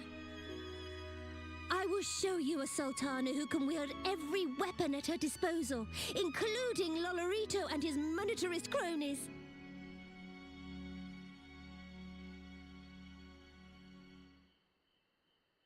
So follow your heart, please.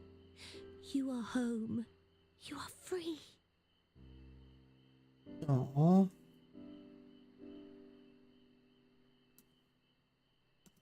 Nanamo.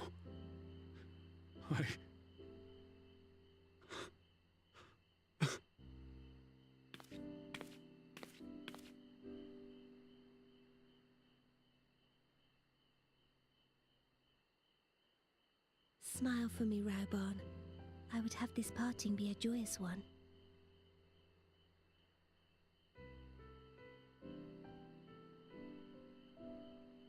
Thank you, Your Grace. It has been an honor to serve you and Uldar. Tomorrow you will serve Ala Mhigo and fight for the good of all Eorzea. Am I understood? Yes, Your Grace.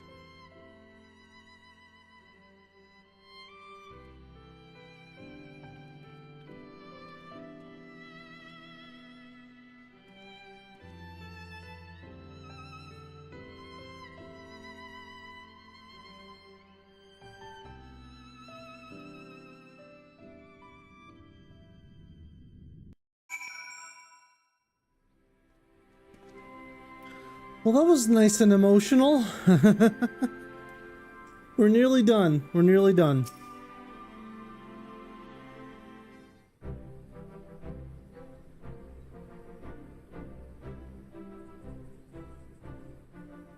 Thanks for shielding us from Lakshmi, you two. If you hadn't been there, the rest of us would be worshipping her by now. You're kind to include me, Lise, but we both know who did most of the work. I could scarce keep track of the battle, let alone land a telling blow. No shame in admitting it. The Warrior of Light has put far better men than me in the shade. Aw, come on.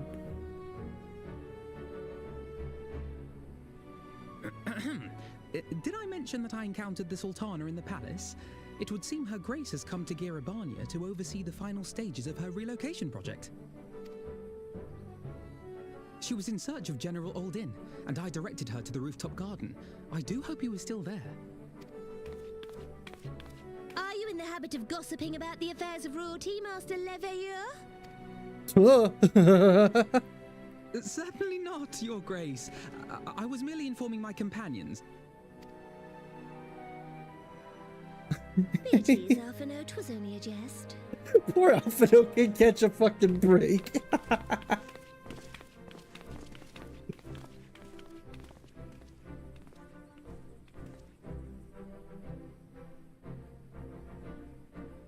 But I must yield the floor to Raubarn. He has an important announcement to make.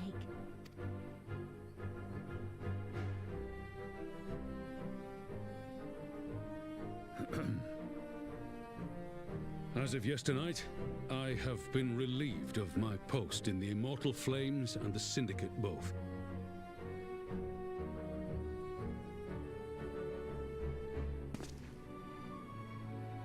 I shall be assuming my father's duties. And may I say that Tizona has never felt heavier upon my back.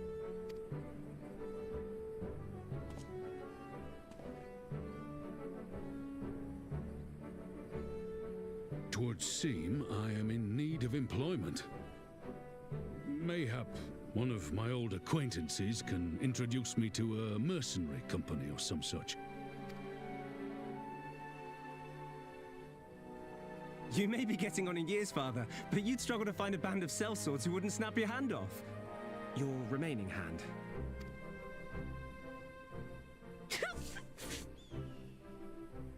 Yes, the bull of Ala Mhigo need not be put out to pasture just yet. So mean. Your Grace has developed a wicked edge to her humor, and you, Pippin, would do well not to laugh when the future may hold the same for you. Oh no! Alphino is still just staring there, mouth agape. Aye, that seems to be the way of it. I would be glad to aid you in rebuilding our nation, if you'll have me. If, he says. Welcome home, Rauban.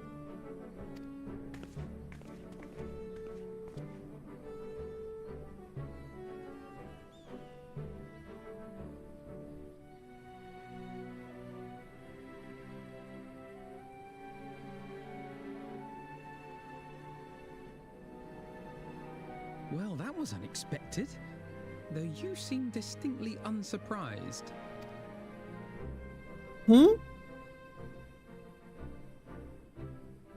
Either you're more astute than I give you credit for, or I'm losing my touch. Nah, I'm just a very smart Banui. One thing is certain. Ala Mhigo will rejoice at the homecoming of her dearest son.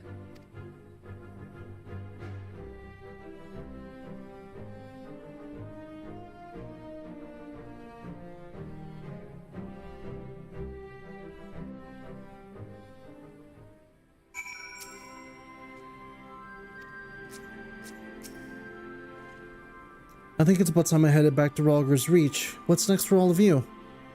Alize will be Alize will be eager to hear of recent events, so I shall join you if you've no objections. I'd welcome the company. Well, why don't you come along to the Reach as well, once you said your farewells to Nanamo and the others? Upon completion of this quest, you will be able to access the palace's rooftop gardens by speaking to the Royal Menagerie attendant. Let's go to Rhalgr's Reach.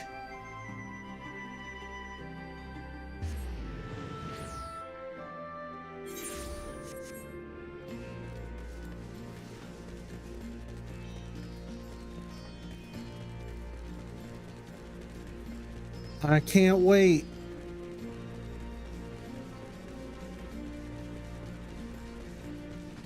What amazing adventures will be led up, will be teased at the end of this Patcherino. I hope it's nothing but good times and fun times ahead.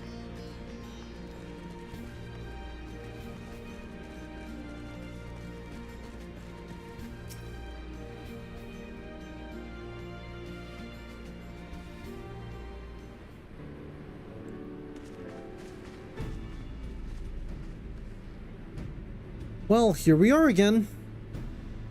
Alphino has regaled me with a thrilling tale of a hidden treasure troves, mid-meeting betrayals, unlikely alliances, and joyous homecomings. It would seem I missed everything. I was patrolling the palace grounds with Thancred and Ishtola when we heard the report of a primal in the throne room. I honestly doubted my own ears. As others have said, we were lucky to have our Echo-blessed champions nearby this time, but we'll need to keep a closer eye on the Kalyana. And say that again. This whole episode has reminded me just how far apart our kinds still are. It looks like centuries of fear and mistrust really can't be washed away in a day. I mean, I learned that with spending my time in Ishgard. But someone has to make an effort at reconciliation if these conflicts are ever going to end. Naturally, a lot of people are crying out for vengeance, but I've been doing my best to calm things down. Violent reprisals will only lead to more summonings. Indeed, violence will ever beget violence, as the Empire has learned to its cost in recent times. In any case, summoning Lakshmi was a brood mother's doing, and whoever replaces her might not be so keen on the idea. We'll just have to watch and wait. Which isn't to say we won't be putting the safety of our allies in the Vera and M tribes first. I plan to have the Resistance scouts keep track of the Kalyana's movements at all times. My parents will be relieved to hear that. What are your plans for the rest of the Resistance army out of interest? Are we to prepare for Imperial counterattacks? That would be a question for the Resistance's newest recruit, a military commander with far more experience than me. What? The Bull of Ala Mhigo? We call it an army, but the Resistance is really a collection of smaller, independent groups, and when Conrad passed his command on to me, that authority only extended to the freedom fighters based in Rhalgr's Reach. He just happened to be serving as the Resistance spokesman at the time, and needed someone to take over the role while everything was in disarray, but that time has passed. When I speak with the other leaders about reforming the army under the new government, I'll be nominating Ralban as the overall commander of our forces. He has more experience than the rest of us put together, and we stand to learn a lot from him. Indeed, he's in all respects the ideal choice, assuming he accepts the post. Ala Mhigo will have added a formidable weapon to its arsenal. And given the progress of Narma's resettlement initiative, I see great cause for hope. The seeds with which we so carefully sowed have begun to quicken, my friends. I like that. We tend to our promises and watch as Ala Mhigo blooms.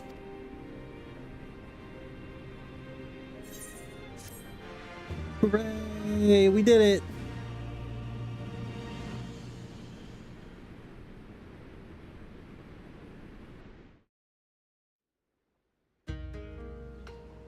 Meanwhile, in Kugane...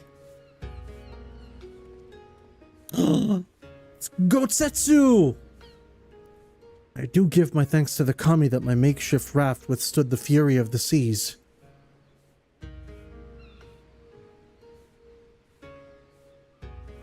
But there their generosity ended. Without coins in our pockets for new attire, we are doomed to looks like so much jetsam. Oh, woe betide the poor man in a city of rich merchants.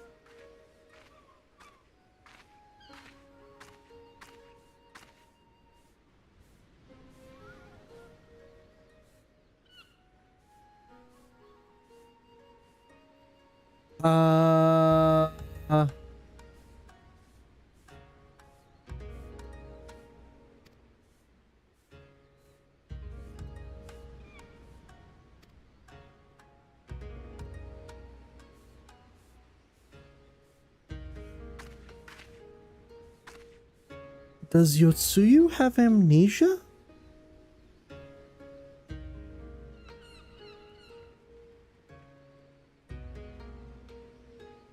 I'm gonna assume Yotsuyu has amnesia.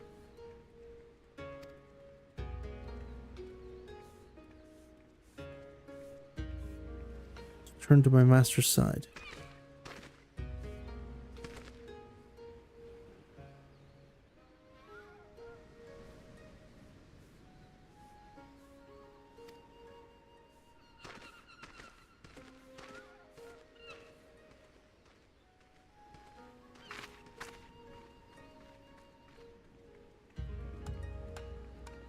What an interesting pairing here.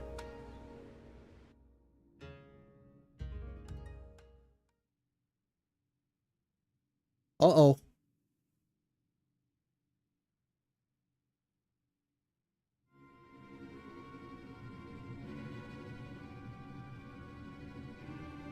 Those big-ass cerulean lamps? Have you read the reports? First Doma, then Ala Mhigo, and Lord Zenos put to the sword. Do not believe everything you read. I hear the Viceroy was merely...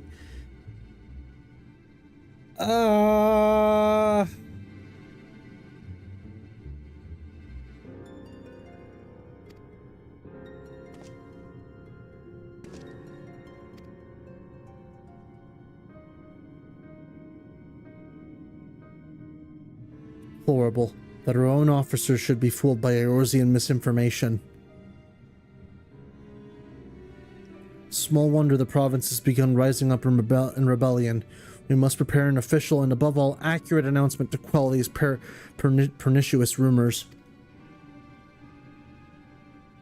They would wage war with empty words. Let them produce the Viceroy's remains then. We shall soon put the lie to their claims. Well, crap. Wait a minute. Who's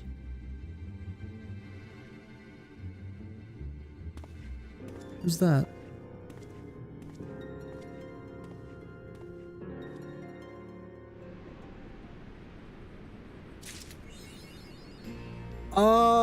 Well, for now, that's gonna have to call it apart with all that intrigue on the table.